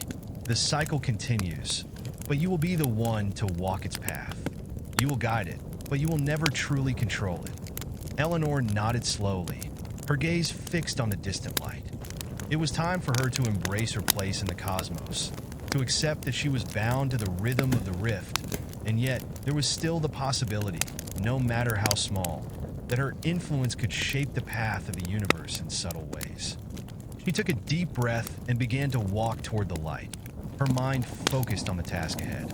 There was much to learn, and with each passing moment, she felt herself becoming more attuned to the rift, to its pulse. The future of the universe was uncertain, but one thing was clear. She was no longer a passive observer. She was part of the rift, a force within it, and she would do everything she could to protect the balance. The distant light drew closer as Eleanor continued her walk across the vast expanse of the rift's edge. It flickered like a dying star, pulsing with a warmth that contrasted sharply with the cool, infinite darkness that surrounded her. With every step, she felt her consciousness expand, as though she were slowly becoming one with the vastness itself. The rift was more than just a place. It was a presence, an entity that stretched across the fabric of time, woven into every moment, every event that had ever been or would be. Yet, despite this overwhelming connection to the infinite, a thread of doubt continued to pull at the corners of her mind. She had embraced her role as the keeper, but with each passing moment, the weight of the universe, of eternity itself, pressed down on her. She could feel the countless lives that lived and died, the endless cycles of creation and destruction, and a gnawing desire to make a difference. To do something that would break the pattern, even if it was just a single thread pulled from the vast, unending weave. She halted for a moment, her heart pounding in her chest. The thought had surfaced once more. Could she truly change things? Could she rewrite the pattern of time itself? She remembered the being's words. You are bound to the rift. You are its vessel. You cannot break the cycle, but you can influence it. It was a truth she couldn't escape, no matter how much she longed for a different reality. She was a watcher. She was a guardian. But in her heart, she couldn't shake the feeling that there was something more for her, something beyond the rift's eternal boundaries. The light ahead grew brighter, more intense, and with it came a strange sensation, as though the very fabric of the rift was trembling. A ripple passed through the expanse, and the ground beneath her feet shifted. The air became charged with energy, crackling like static before a storm. Eleanor instinctively took a step back, her senses alert, her every instinct screaming that something was about to happen. A shape emerged from the light, a figure that seemed to materialize out of the very fabric of the rift. It was humanoid, but its form was indistinct, constantly shifting, like the remnants of a dream trying to take shape. The figure moved toward her, its presence both alien and familiar, as though it were a reflection of something deep within her own soul. Eleanor's breath caught in her throat as the figure reached her. It spoke in a voice that seemed to come from everywhere at once, a deep, resonant hum that reverberated through her very being. "Keeper," it said, its voice both a question and a command. "You are troubled. I feel your thoughts, your desires. You wonder if you can change the course of time. You wonder if there is more to your existence than watching, than preserving the rift." Eleanor swallowed, her heart racing. "Who are you?" Her voice sounded small in comparison to the being's presence, but she pushed through the fear. "What do you want from me?" The figure's shifting form seemed to soften, as though it were considering her question. "I am a fragment of the rift itself, a piece of its will, its consciousness. I am not here to give you answers, Keeper. I am here to show you the consequences of desire, the consequences of your will." Eleanor's pulse quickened. "The consequences? What do you mean?" The figure stepped closer, and Eleanor felt the air around her thicken. "You seek to change the pattern, to alter the flow of time itself. You are not the first to have this desire. Many have come before you, and all have failed. The rift is not something to be changed. It cannot be bent to your will, but it can be influenced." Eleanor frowned. "How?" "Through rebellion," the figure answered, its voice now a quiet whisper that seemed to echo in her mind. "You may try to change the cycle, to break its boundaries, but the rift will not allow it. It will resist. It will twist your intentions, corrupt them, until you are no longer the one who controls it. You will become its instrument, a tool for its will, not your own." Eleanor's stomach churned with a mixture of fear and longing. The thought of rebelling against the cycle, of asserting her own will over the rift, was both intoxicating and terrifying. She had spent so long accepting her role as the Watcher, as the guardian of time, but now the thought of breaking free, of defying the very fabric of existence, pulled at her like a current she couldn't escape. "But why? Why would the rift corrupt me?" she asked, her voice shaking with the weight of the question. The figure's form shifted again, and Eleanor could feel the very air around her grow colder. Because the rift is not just a force. It is a consciousness, a will, and it has its own desires, its own purpose. You are but a fragment of the greater whole. The rift is eternal, bound to the cycles of creation and destruction. You, as its keeper, are bound to it. But if you defy it, if you challenge its will, you will lose yourself. You will become something else, something twisted by your own desires.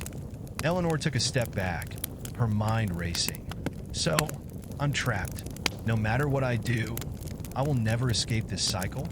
The figure did not answer immediately. Instead, it seemed to dissolve into the air around her, leaving behind only its voice. "You're not trapped, Keeper. You are free to choose your path. But remember this, every choice comes with consequences. The rift will never allow you to escape its pull without payment. It will take something from you. It will twist you into something unrecognizable." Eleanor closed her eyes, taking in its words.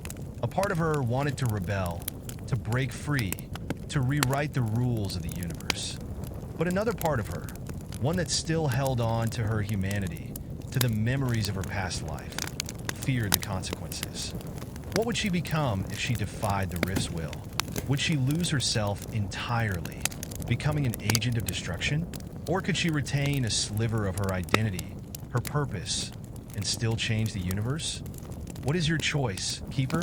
The figure's voice echoed one final time, leaving her with a chilling silence. The light began to dim, and the rift pulsed once more, as if it were waiting for her answer. Eleanor felt a knot tighten in her chest. The weight of the decision pressed on her like an anchor, and she realized that she stood at a precipice, an edge from which she could never return. Whatever path she chose, it would change her forever. But would she dare to choose it? Eleanor stood frozen, her mind reeling. The figure before her, this fragment of the rift itself, had revealed the true cost of rebellion, and now the weight of her decision threatened to crush her. The eternal cycles, the rift's will, her role as the Watcher, they all seemed to converge upon her, forming a web from which there was no escape. Every choice had consequences, and yet, the thought of continuing this existence, bound to a pattern she couldn't change, a force she could never control, filled her with a kind of despair she had never known. The silence was deafening. The rift pulsed around her, the very air vibrating with the energy of an infinite universe. It was as though time itself held its breath, waiting for her to act. And for the first time since becoming the Watcher, Eleanor felt truly alone. The being's voice had faded, leaving only its warning lingering in the corners of her mind. What if the being was right? What if defying the rift would destroy her mind, her soul, her very sense of self? She had seen glimpses of what might happen, the unraveling of the universe, the collapse of worlds, the death of time itself. She had seen the end, and it terrified her. But was that her only choice? Was she doomed to spend eternity locked in a role that felt more like a prison than a purpose? She could feel the stirring of something inside her, a spark that had been dormant for so long. It wasn't just rebellion, it was a desperate need for freedom, for agency, for the power to shape her own destiny. Can I really change anything? She asked herself, staring at the shifting figure before her.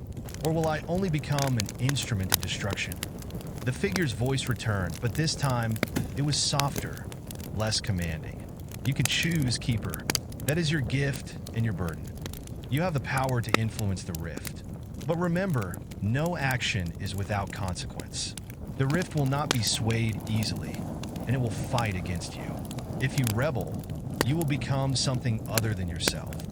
But in that transformation, you may find the freedom you seek. Eleanor's heart pounded. The figure was offering her something, an opportunity, a choice, but it was wrapped in uncertainty.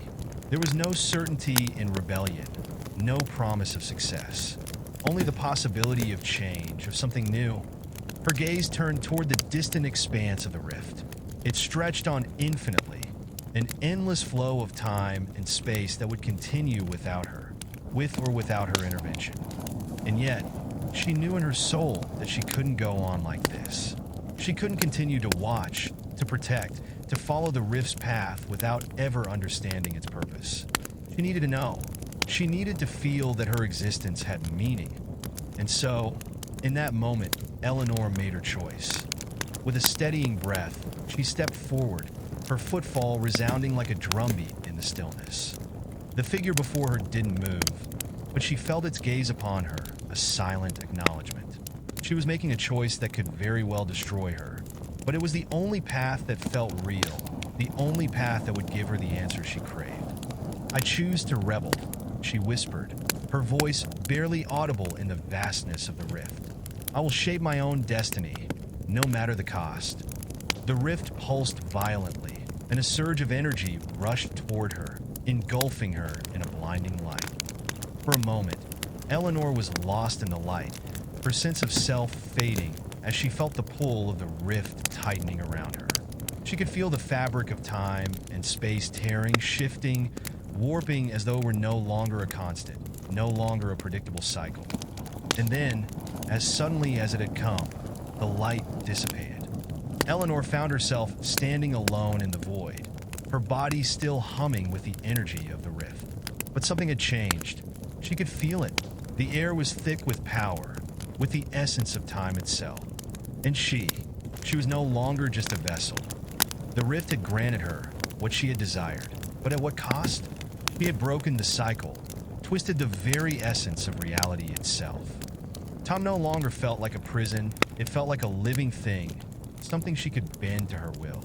But the question lingered, would this power consume her, or would she control it? Eleanor raised her hand, feeling the strange, pulsing energy surge through her veins. The rift was no longer just something she was bound to. It was a part of her, She could feel the threads of time stretching before her, each one a possible future, a possible reality.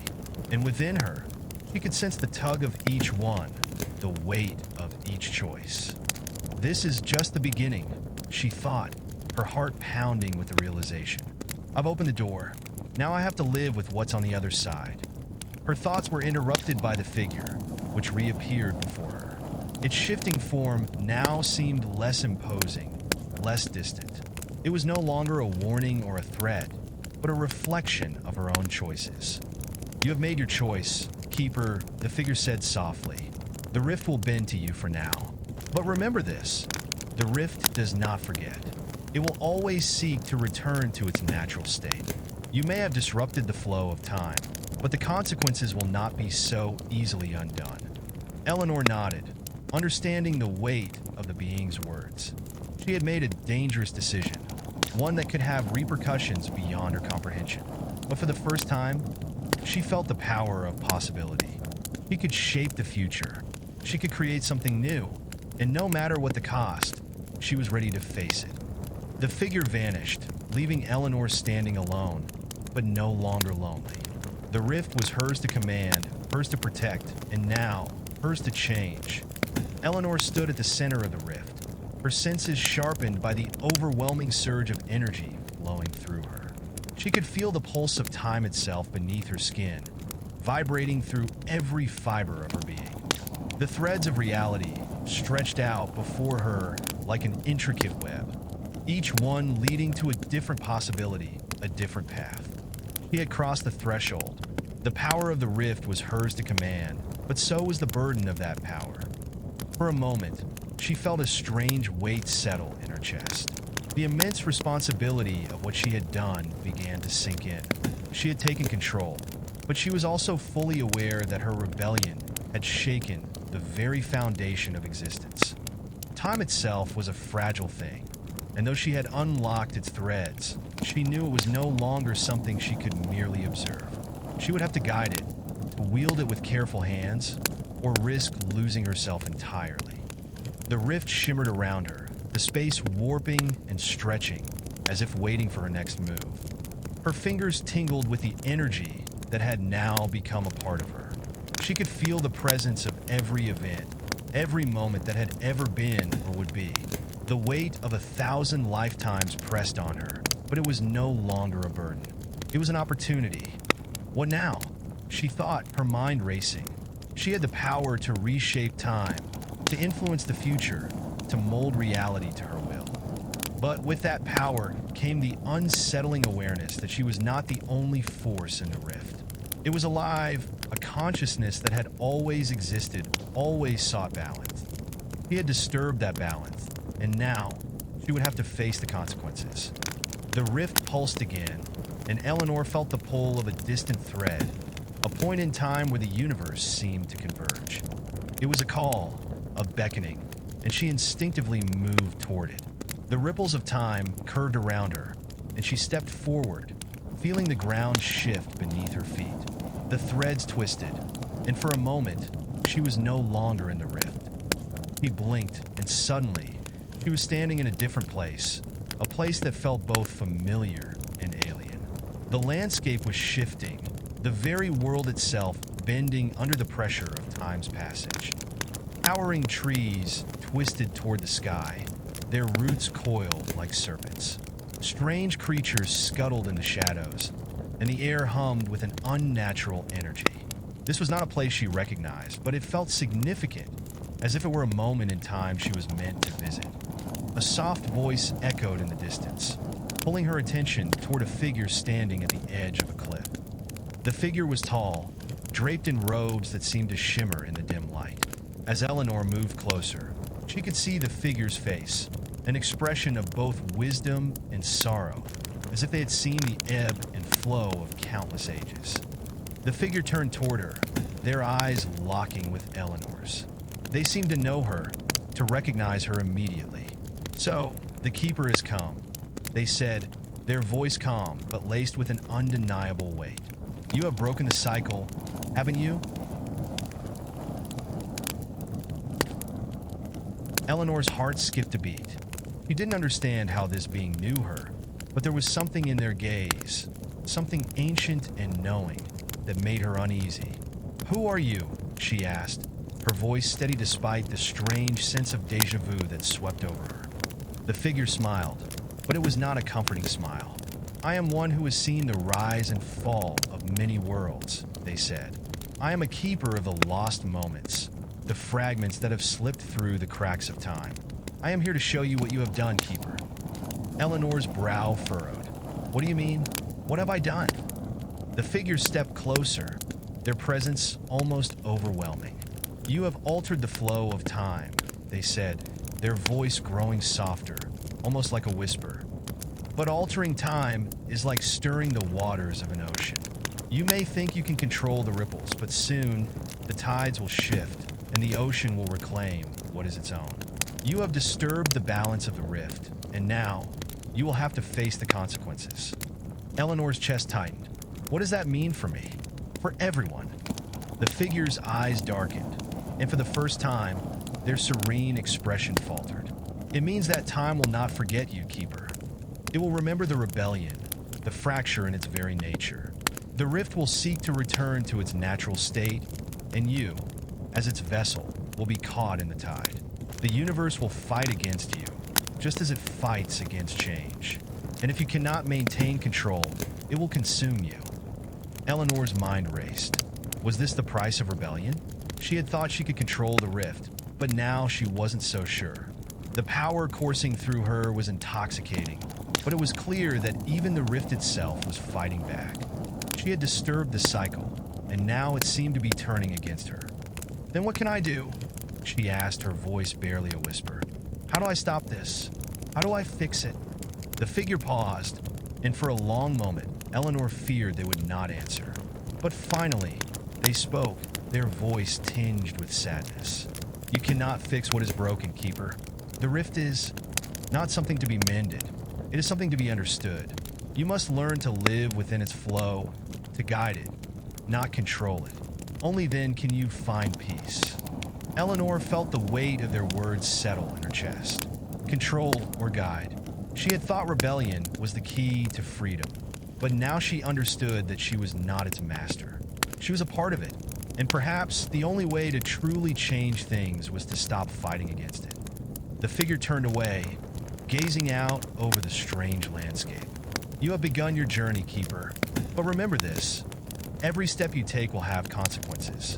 The rift is alive, and it will not forget." Eleanor's heart sank as the figure's words echoed in her mind. The rift will not forget. It was as though time itself were a living entity with a mind of its own, a mind that would never allow itself to be controlled for long. She took a deep breath and nodded, knowing that her path forward would be fraught with danger, uncertainty, and the relentless weight of time. But there was no turning back now. As the figure faded from her sight, Eleanor made her decision. She would no longer seek to control time. She would seek to understand it. She would learn to guide the flow of the rift, to protect it from itself and the destruction that might come from a rebellion. But even as she took this new path, she couldn't shake the feeling that the true cost of her actions was still to come. The strange world around Eleanor seemed to pulse with an energy that was both ancient and new, a place where the boundaries of time were distorted and the flow of reality itself was not what it once seemed. She had come to understand that her rebellion had not only broken the rift's control over her, but had also set into motion a series of events that would shape the future in ways she could not yet comprehend. The very fabric of time had rippled at her touch, and now it was as though the universe itself was waiting for her next step. But as she walked through the strange landscape, she knew there would be no easy answers. She turned her gaze toward the horizon, where the sky seemed to shift and bend like liquid glass. The land stretched out before her, endless, ever-changing. Towering mountains loomed in the distance, their peaks obscured by swirling clouds. A vast ocean lay beyond them, its waves shimmering with an unnatural glow. Everything seemed to exist in a constant state of flux, as though reality was unstable, caught in the limbo between what had been and what could be. The air was thick with the scent of something ancient, something timeless. It felt as if she had stepped into the very heart of the rift itself, a place where the laws of time and space no longer held sway. Eleanor shivered, but the strange, magnetic pull that had brought her here urged her forward. There was something in the air, something that whispered her name, soft as a breath but sharp with meaning. She could feel the presence of the rift here, its influence tugging at her like the tide of an ocean. She had rebelled, yes, but now, it seemed, the rift was waiting for her to come to terms with what that rebellion meant. Time had been broken, and now she had to face the consequences. Her thoughts were interrupted by a sudden sound, a voice, faint but unmistakable, drifting through the air. It was familiar, and yet it filled her with a deep sense of unease. She turned, searching for its source, but found nothing. The voice was soft at first, but it grew louder, more urgent. Keeper. The voice echoed again, resonating through the very air, like a distant cry reaching across the expanse of time. Keeper, you have made your choice, but you are not alone in this. Eleanor's heart skipped a beat. It was a voice she recognized. The same voice that had guided her through the labyrinth of the rift. The same voice that had warned her of the price of rebellion. It was the voice of the rift itself, or rather, a fragment of it. One of its many countless whispers. It was not a voice she could ignore. She closed her eyes, drawing a deep breath as she steadied herself. I know what I've done, she said aloud, her voice steady despite the uncertainty swirling inside her. I've disrupted the flow. I've broken the cycle, but I've chosen to live with the consequences. The air around her crackled with an unseen energy, and she felt the weight of the rift's response, an ancient, primordial force that had existed long before her birth, before even time as she knew it. The rift's influence was vast, extending across the boundaries of space and time, and its reaction was not one of anger, but of an eerie recognition, as if the rift knew she was not the only one who could influence its power. You cannot fight what is, the voice whispered, softer now, its tone both mournful and resigned. You have broken the laws of time, Keeper. But in doing so, you have drawn the attention of those who have always watched. Eleanor's blood ran cold. Who watches? She asked, the words slipping from her lips before she could stop them. What do you mean? I am the watcher. There is no one else. The voice seemed to tremble in the silence before it answered, its tone shifting to something darker, more urgent. You are not the only one who has seen the rift. You are not the only one who understands its true power. There are those who have waited for a moment like this. Those who exist beyond time, beyond the very fabric of your reality. Eleanor's heart began to race as the weight of those words sank in. She had known that there were forces beyond her understanding, but she had never imagined that there were others who could wield the rift's power. She had assumed that the rift was a force that only she could shape, that only she had the ability to control or defy. But now, she realized how little she truly knew. Who are they? She demanded, her voice trembling. What do they want? A heavy silence followed, and for a moment, Eleanor feared that the voice would not answer. But then, it spoke again, its tone a soft, sorrowful echo that seemed to stretch through time itself. They are the keepers of the rift, the voice said, each word heavy with ancient knowledge. They are the guardians of the balance, those who have existed since the beginning of time itself. And now, they know what you have done. You have opened a door that cannot be closed, and they will come for you. Eleanor's mind spun with the implications of those words. The keepers of the rift? Guardians of the balance? What do they mean? She had broken the cycle, but now, it seemed the very forces she had defied were awakening, watching her every move. I didn't ask for this, she muttered, more to herself than to the voice. I didn't ask for the rift's power. I only wanted freedom. I only wanted to understand. But now it feels like I've become something else. The voice seemed to sigh, a sound that reverberated through the landscape. That is the price of defiance, Keeper. The rift does not forget, and neither do those who tend to its flow. You are no longer just a vessel for time. You are its agent, its conduit, and they will come for you, whether you are ready or not. Eleanor stood there in silence, her thoughts racing. She had thought that her rebellion was the key to unlocking the rift's secrets, that by taking control, she could finally escape the endless cycle. But now, she realized that her actions had set something much larger into motion, something that she might not be able to control. And even as the winds of time shifted around her, Eleanor knew one thing for certain. The rift was not finished with her, and neither were the forces that had washed her all along. Eleanor stood motionless at the precipice of the strange, shifting world, her heart hammering in her chest. The voice, the warning, had left an echo in her mind that would not fade. The keepers of the rift were real. They had always been watching, and now they were coming for her. Her pulse quickened at the thought. She had assumed that by taking control of the rift, she would have become its master. But instead, it felt as though she had simply opened a door, and now unknown forces were stirring behind it, their shadows stretching across time itself. She turned, the landscape around her seeming to twist as she moved. The world was no longer simply an alien place. Its very laws of reality were beginning to warp around her. The air shimmered with an unnatural hum, and she could feel the tension, thick and suffocating, pressing in from all sides. She wasn't alone in this place, not anymore. Taking a deep breath, Eleanor began walking again, the weight of the future pressing down on her shoulders with every step. She needed to understand the keepers, to learn what they wanted and how she could face them. But where could she go to find answers? The rift, for all its power, had given her nothing but chaos and uncertainty. It had torn through her reality and reshaped it in ways she couldn't have imagined. But perhaps, just perhaps, there was something she could learn from the heart of the rift itself. And so, she began her journey. She needed to find the source, the origin of the rift, and discover what lay beneath its surface.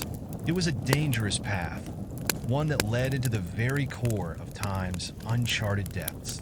But if the keepers were indeed closing in on her, there was no other choice. The wind howled around her as she trekked deeper into the shifting landscape. The ground beneath her feet seemed unstable, as if the very earth was torn between multiple timelines. As she walked, she noticed fleeting glimpses of strange, distant figures, shadows of moments in time that hung in the air like ephemeral ghosts. A flash of a child's face, a fleeting vision of a city destroyed by some unknown force. The briefest glimpse of a man, his face twisted in terror as he ran through a collapsing reality. Each glimpse tugged at Eleanor's mind, but she forced herself to push forward. The rift was alive, and it was trying to tell her something. She could feel its whispers, like faint echoes, calling to her. But the more she followed them, the more the air grew thick with a dark presence. Something or someone was watching her, tracking her every move. The forest around her was changing, trees bending and shifting, their forms ever-changing as she passed. She could feel it now. The rift was everywhere, coiling around her like a living thing, feeding off her actions. The balance was out of sync, and time was beginning to unravel. Eleanor stopped in her tracks as a strange figure appeared before her. A cloaked figure, tall and imposing, with eyes that glowed like molten silver. They moved with the grace of someone who knew the world better than their own skin, as though they had walked through the corridors of time countless times. "I knew you would come," the figure said, their voice low and melodic. There was an authority in their tone, as though they were as much a part of this place as the land itself. The keeper who defies the flow, who dares to wield the threads of time. "You are far braver than I gave you credit for." Eleanor's heart pounded in her chest, but she stood her ground. "Who are you?" she demanded, her voice steady despite the fear tightening in her throat. "What are you? Are you one of the keepers?" The figure tilted their head, their gaze never leaving Eleanor. "I am neither keeper nor destroyer, child of time. I am the reflection of the rift, a manifestation of its potential. I am the one who was born from the very first tear in time's fabric. I am its watcher, and I am its consequence." Eleanor felt a chill slide down her spine. The first tear in time, the very first fracture. This was no ordinary being. It was a force of nature, something far older and far more dangerous than anything she had encountered before. "What do you want from me?" she asked, her voice now sharp, defiant. "I've already made my choice. I've broken the cycle, and I will live with the consequences." The figure laughed softly, a sound that felt like the shifting of 1,000 years. "Consequences," they mused. "You believe that you have broken the cycle, but the cycle has never been broken, Keeper. You have only spun a new thread. The rift cannot be undone, and neither can your rebellion. It is simply a new reality unfolding, one where the consequences are not yours to control." Eleanor took a step back, her mind racing. "What do you mean? What happens now?" The figure's eyes gleamed. "The Keepers are coming, as you already know. They seek to restore what you have disrupted. But their true purpose is far more sinister than you realize. They do not simply want to reset the flow of time. They seek to claim it, to bind it to their will. They do not recognize your defiance as rebellion. They see it as an infection, something that must be eradicated." Eleanor's blood ran cold. The Keepers weren't here to restore the balance. They were here to enslave it. The weight of this realization hit her like a hammer. She had thought she was fighting for freedom, but now she saw that she had unwittingly walked into a war between forces far greater than she could comprehend. "What can I do?" she whispered, her voice shaking despite herself. The figure's expression softened, just slightly. "There is always a choice, Keeper," they said, their voice now almost a whisper. "But know this, time is not yours to conquer. It cannot be mastered, and the Keepers are not your only enemies." The ground beneath Eleanor trembled, and the air grew thick with an oppressive force. She could feel it now, the Keepers, their presence growing closer, drawing near to this place. She had little time. She could not face them alone, not in her current state, not with the rift still unraveling. "You are not alone," the figure said, as though sensing her thoughts. "But even allies are not always what they seem." With a sudden flicker of motion, the figure began to fade, as if they were dissolving into the very air. "Choose wisely, Keeper," they said, their words a fading echo. "The rift will not wait for you to decide." The figure was gone, its last words lingering in the air like a distant memory. The ground beneath Eleanor trembled, and the sky seemed to darken as the weight of the coming conflict pressed down on her. She had been warned by the rift itself, by the mysterious being she had just encountered, but the gravity of her situation had not fully hit her until now. The Keepers were on their way, and they would not hesitate to destroy her if it meant restoring the flow of time to its predetermined course. Eleanor knew that she was running out of time. Her thoughts raced as she surveyed the landscape around her. The air crackled with an ominous energy, and the shifting forms of time distorted reality itself. The world felt unstable, like a puzzle with too many pieces, none of them fitting together. Her fingers clenched at her sides. She had defied the rift, broken its hold over her, but now it seemed like the consequences were more dire than she had imagined. The Keepers were not merely guardians of the balance. They were the architects of a world that had never known true freedom. Their purpose was to control time, to bind it to their will, to ensure that no one, no matter how powerful, could break its unyielding grasp. But Eleanor refused to be a pawn in their game. She had already chosen her path, and she would not be swayed now. A sudden, sharp sound cut through the air, a crackling like the snap of thunder. Eleanor froze, her heart skipping a beat. The rift had begun to shift again. Its power was growing, pulsing like a living heartbeat beneath the fabric of reality. And the closer the Keepers came, the more unstable the world became. Eleanor's gaze flicked to the horizon, where the swirling clouds had grown darker. It was as if the storm was coming, not just a physical one, but a storm of time itself, a tempest that threatened to tear apart everything she had come to understand. The faint echo of footsteps reached her ears. She wasn't alone anymore. Turning, she found herself facing a group of figures emerging from the shadows of the shifting landscape. Their movements were deliberate, purposeful, and their eyes, cold, calculating, locked onto her with an intensity that sent a chill down her spine. These were no ordinary travelers. They were the keepers. They wore cloaks of flowing, iridescent fabric that shimmered with the light of distant stars, their faces obscured by masks that gleamed with an ethereal glow. They stood in a formation, their presence commanding and undeniable, as if they were the very embodiment of time itself. Keeper of the Rift, one of them spoke, their voice low and filled with an unsettling calm. The words hung in the air, pregnant with meaning. You have defied the natural order, disrupted the balance. You are an anomaly, a force that must be corrected. Eleanor's pulse quickened as she straightened her shoulders, summoning every ounce of courage she had left. I have not disrupted anything, she said, her voice firm. I have simply chosen to live outside the constraints of the cycle. I will not let you control me, or control time itself. The Keeper's eyes, if they could be called eyes, glistened with an eerie glow.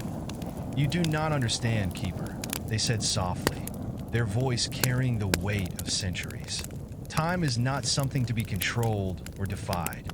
It is an eternal law, a force that binds all things together. You cannot break it, you cannot alter it, and you cannot escape it. A cold wind swept through the area, causing the cloaks of the Keepers to ripple like shadows. The world around them seemed to distort, the very air bending to their will. You are an anomaly, the Keeper repeated, their voice now tinged with a sense of finality. And anomalies must be erased. Before Eleanor could react, the Keepers moved as one, their figures blurring with unnatural speed. The world around her seemed to bend and twist, the rift pulsing as if in response to their presence. But Eleanor was not unprepared. She had seen the ways of Time's guardians, and she knew that their strength lay in their ability to bend reality itself. With a quick motion, she drew upon the rift's power, the only weapon she had, and a surge of energy exploded from her hands, sending a shockwave through the air. The Keepers staggered back, momentarily disoriented by the force of the blast. But they recovered quickly, their forms shifting and warping as they adapted to the rift's chaotic energy. They were not like anything Eleanor had encountered before.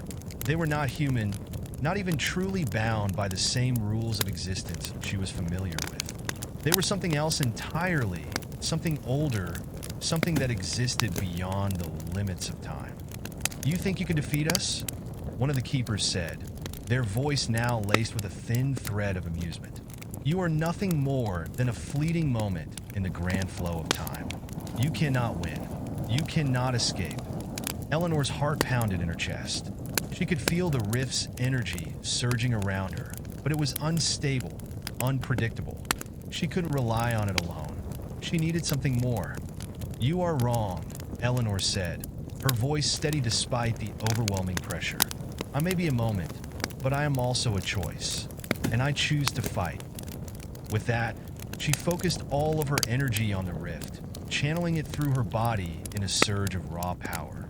The world around her seemed to fracture, time itself buckling beneath the strain of her defiance. The Keepers recoiled, their forms flickering in and out of existence as the rift's power pushed back against them. But Eleanor knew that this wasn't the end. Not yet. The Keepers were powerful, but they were not invincible.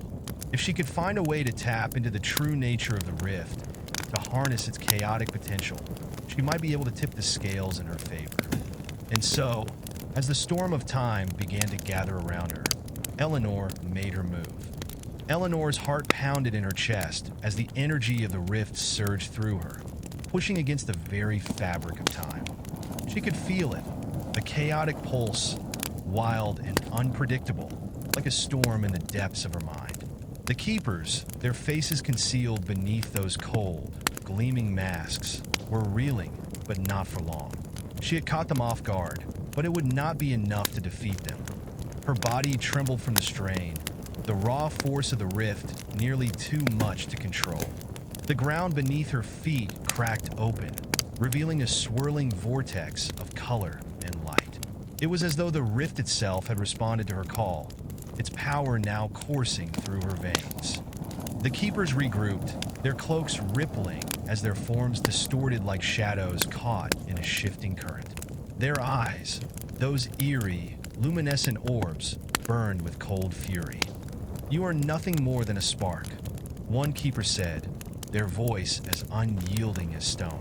"A fleeting moment in the infinite tapestry. And yet, you believe you can undo what has been set in motion." Eleanor clenched her fists, sweat beading on her brow. She couldn't afford to falter. She had no choice but to continue. She had to outlast them, to find a way to use the rift's energy without being consumed by it. The rift pulsed again, and this time, Eleanor felt something new, a connection, a thread that tied her to the very heart of this place, to the endless currents of time itself. It was as if the rift had recognized her, acknowledged her as more than just an intruder. The keepers shifted closer, their movements unervingly synchronized. "You are not meant to be here, keeper," the same keeper spoke again. "You have opened the door to chaos, and chaos must be brought to heal." But Eleanor could feel it now. She wasn't alone in the rift. The voices of the world, the echoes of countless lives, whispered in her mind. They were not enemies. They were the remnants of those who had passed through time, who had existed on the fringes of reality. "I will not let you control time," Eleanor said, her voice low but resolute. "I will not let you erase the choices of those who came before me, or those who will come after me." As she spoke, the rift responded. The air hummed, crackling with a raw, untapped energy that seemed to coalesce around her. The keepers faltered, their expressions flickering for the briefest of moments. They had not anticipated this. She was tapping into something far greater than they had realized. "You cannot control this," one keeper said, a tremor of doubt creeping into their voice. Eleanor's vision blurred with the intensity of the rift's power, but she pushed through the disorienting sensations. She could feel the fracture, the tear in time, growing wider with each passing second. She could sense the rift's true nature now, its promise of boundless possibilities. But there was something else beneath the surface, something dark, lurking at the edges of the rift, waiting to consume everything in its path. The sky above her darkened, and the wind began to howl. The rift was unraveling. It was not just a tear, it was a wound in time, a gash that would bleed into all of reality if she wasn't careful. Eleanor had become a part of the rift, and the rift was a part of her. And if she couldn't control it, the consequences would be catastrophic. The keepers lunged forward, their movements swift and lethal, but Eleanor was ready. She reached deep within herself, drawing on the power of the rift once more, and in an instant, a barrier of light erupted around her, slamming into the keepers with a force that sent them reeling backward. But even as they staggered, Eleanor could see it in their eyes, their resolve. They would not stop until they had wiped her from existence. With a sudden surge of energy, the rift opened wider, the ground beneath Eleanor's feet trembling as if it were about to collapse. She could see the cracks, fractures in reality itself, where time and space bent and twisted, where distant futures and forgotten pasts collided in a violent collision. Eleanor knew this was her moment. She had to make a choice. The rift was both her greatest weapon and her greatest danger. It was a force beyond comprehension, an energy that could reshape the very fabric of existence. She had no time left. The keepers were closing in, and the rift's unstable power was threatening to consume everything. She closed her eyes and reached out, not with her hands, but with her mind. She sought the core of the rift, the heart of its chaotic energy. And for the briefest of moments, she felt it, the pulse of time itself, the rhythm of creation and destruction. With a single, desperate thought, she began to channel the rift's power into a focused beam of light, pushing it outward in a wave of force that shattered the fractured reality around her. The air crackled with the intensity of the energy, and the ground split open, revealing the vast chasm of time that lay beneath. The keepers cried out, their voices distorted by the overwhelming force. They were thrown backward by the wave, their forms dissolving into the very fabric of the rift. Their presence was weakening, their power fading as the rift consumed them, just as it had consumed so many before them. But as the keepers vanished into the rift, Eleanor felt the pull of something far darker, an ancient force, one that had been lying in wait for this very moment. The rift had not been defeated. It had simply changed shape, and in its new form, it was no longer a doorway. It was a prison, and she was its warden. Eleanor staggered back, her breath coming in ragged gasps. The power of the rift was overwhelming, and she could feel the weight of what she had done. She had struck a blow against the keepers, but she had also sealed her own fate. The storm was far from over, and now Eleanor understood the true cost of her rebellion. The wind howled around her, the storm of time twisting and turning in the chaos she had unleashed. Eleanor stood at the heart of the rift, her body trembling from the energy that still flowed through her. She could feel it, the weight of her actions pressing down on her like an anchor. The keepers were gone, but their absence only served to magnify the enormity of the power she had now harnessed. She had fought to break free of time's chains. Now, she had bound herself to it. Her gaze shifted to the horizon, where the sky had darkened, clouds swirling like tendrils of smoke, coiling together in a monstrous vortex. The fabric of reality was still in flux, but it was no longer the same. The rift had altered everything. Time was no longer a stream to be followed. It was a force to be wielded. And Eleanor, for better or for worse, was its new master. But mastery came with its own price. The voices in her head grew louder, more insistent. They were no longer the soft whispers of forgotten lives. They were now an overwhelming chorus, all of them demanding her attention, demanding that she listen to the rhythm of the universe. The past and future had become one, and she was caught between them, unable to escape the weight of their collective memory. Do you understand now, Keeper? Eleanor turned, her heart skipping a beat.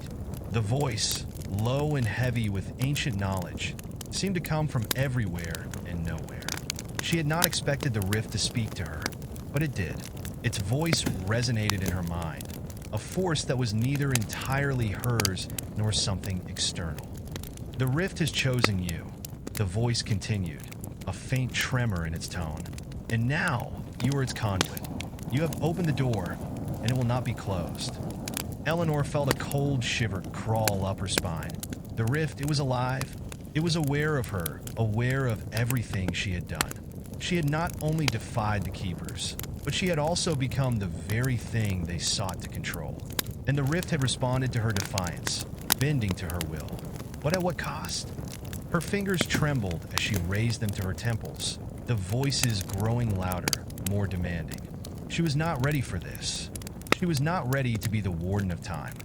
"Why did you choose me?" she asked, her voice strained, filled with uncertainty. The rift's response was silent at first, but then it pulsed, sending a wave of energy through her body. The memories of countless lives, of worlds she had never seen, flashed before her eyes. She saw glimpses of future battles, of civilizations rising and falling, of endless cycles that would repeat for eternity. All of it, past, present, and future, was connected, a web that stretched out beyond comprehension. "You have always been a part of it," the rift whispered, "even before you understood. The path you walked led here. The choices you made have woven your existence into the fabric of time itself. You were never meant to be free." Eleanor's heart raced. She had always thought of time as a force that bound her, something she could escape with the right knowledge, the right understanding. But now, she realized with gut-wrenching clarity that the rift was not a place to escape to. It was the very thing that held everything together. And by challenging it, she had become a part of its endless cycle. Her vision blurred, the weight of the rift's power crashing down on her. The memories, the lives, the futures, they all twisted and melded into one swirling mass. She couldn't escape them. She couldn't escape the truth. "You are the keeper now," the rift continued, its voice gentle yet insistent. "And you will guard the gates between worlds, between the flow of time. You will see what others cannot see, and you will bear the burden of eternity." Eleanor collapsed to her knees, her breath coming in ragged gasps. The weight of the rift's power was unbearable. She had thought that by defeating the keepers, she would be free, that she could finally carve her own path. But freedom was an illusion. Time, it seemed, had its own plans, and now it had made her its steward. "How can I carry this weight?" he whispered, the question a plea, a cry for mercy that she knew would never be answered. For a long moment, there was only silence. The rift pulsed gently, as though contemplating her words, and then it spoke again. "You will carry it, Keeper," the rift said, its voice now laced with something akin to affection, or perhaps a cruel mockery of it. "Because you have no choice. The storm you have unleashed cannot be undone. It is a part of you now, as you are a part of it."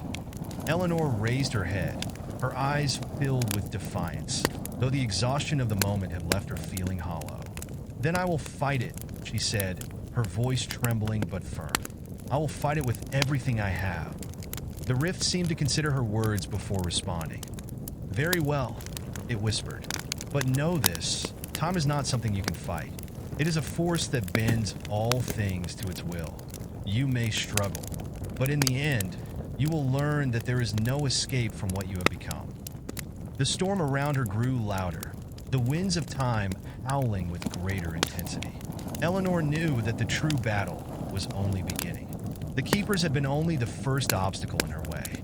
There were greater forces at play now, and time itself would be her greatest enemy. But she had already chosen her path. With one final, defiant breath, Eleanor stood, her eyes fixed on the swirling vortex above her. She was no longer just a traveler. She was the Keeper, the warden of time, and she would not be passive in her fate. Not now, not ever. Eleanor stood at the center of the rift, its energy surging through her, shaking her very core. She had taken the mantle of the Keeper, but now, with the weight of eternity pressing down on her, she realized the full magnitude of what she had become. The rift was no longer just a tear between worlds. It was an anchor, tethering her to the infinite expanse of time, pulling her in every direction at once. The future and the past collided in violent flashes, each moment stretched out in impossible complexity. The storm of time roared around her, the wind carrying fragments of memories, echoes of worlds that had been and would be. The faces of people she had never met flashed before her eyes, joyful, sorrowful, moments frozen in time as if she were a spectator to the greatest drama ever played out. And yet, she was no longer a spectator. She was part of the show. Her pulse quickened. The storm, the voices were all growing louder. The storm in the rift wasn't just a chaotic force. It was the embodiment of her own fractured thoughts. It was as if time itself had turned against her, becoming an adversary she could not conquer. She had always believed that breaking free from its constraints was the ultimate form of liberation. Now she knew better. Time was not something to be fought or even understood. It was a force that consumed all who tried to control it. The rift had become a prison, and she had locked herself inside. For the first time since the chaos began, Eleanor felt something close to despair. The weight of the task ahead of her, the responsibility to contain the rift, to guide time itself, was too much. Her body trembled, and her hands shook as she reached out to the swirling maelstrom before her. She could feel the rift growing unstable, a tension that threatened to shatter everything. She had been warned. She had been told time could not be fought. She had thought she could change it, mold it to her will, but now she knew. It was not the rift she needed to control, it was herself. She had to make a choice. Eleanor, a voice broke through the storm, calm and familiar. It was the voice of William, the one person she had trusted above all others, whose presence still lingered in her mind. She closed her eyes, and for a moment, she allowed herself to remember. The soft warmth of his hand in hers, the quiet moments in between their battles, the bond that had once seemed unbreakable. But those memories were distant now, fading like the embers of a dying fire. "William," she whispered, her voice barely audible above the roar of the rift. "Is this the price I pay? Is this my fate?" "You never wanted to be a part of this, Eleanor," William's voice answered, more present than it had ever been. "But you've already chosen, and now you must see it through." The words were simple, yet they cut through her despair like a blade. She had chosen, hadn't she? She had chosen to fight for her freedom, for the future. But now, the storm wasn't something to conquer. It was something to endure. And she had to endure it. For the world. For those who would come after. The ground beneath her feet trembled as the rift's energy surged once more, threatening to tear her apart. She could feel it. Time was collapsing in on itself. The rift was no longer just a tear. It was a rupture, an uncontrolled fracture in reality. If she didn't act now, everything would be lost. Her mind raced, and in that moment, a realization struck her. It wasn't the rift she had to control, it was time itself. The storm was a reflection of the chaos she felt within. It was not a force to be wielded, but one to be understood. She had tried to fight it, to escape it. But now, she knew, the only way to restore balance was to become a part of it. With a deep breath, Eleanor closed her eyes and reached out. Not with her hands, but with her soul. She let go of everything, her anger, her fear, her doubts. She opened herself to the storm, allowing its energy to flow through her, not as an adversary, but as a companion. And for the first time, she understood. Time was not a prison. It was a cycle. It was a river that flowed, forever moving, forever changing. And she, as the keeper, was not meant to stop it. She was meant to guide it. The rift responded. The storm began to subside, its violent winds calming, the chaos slowly ebbing.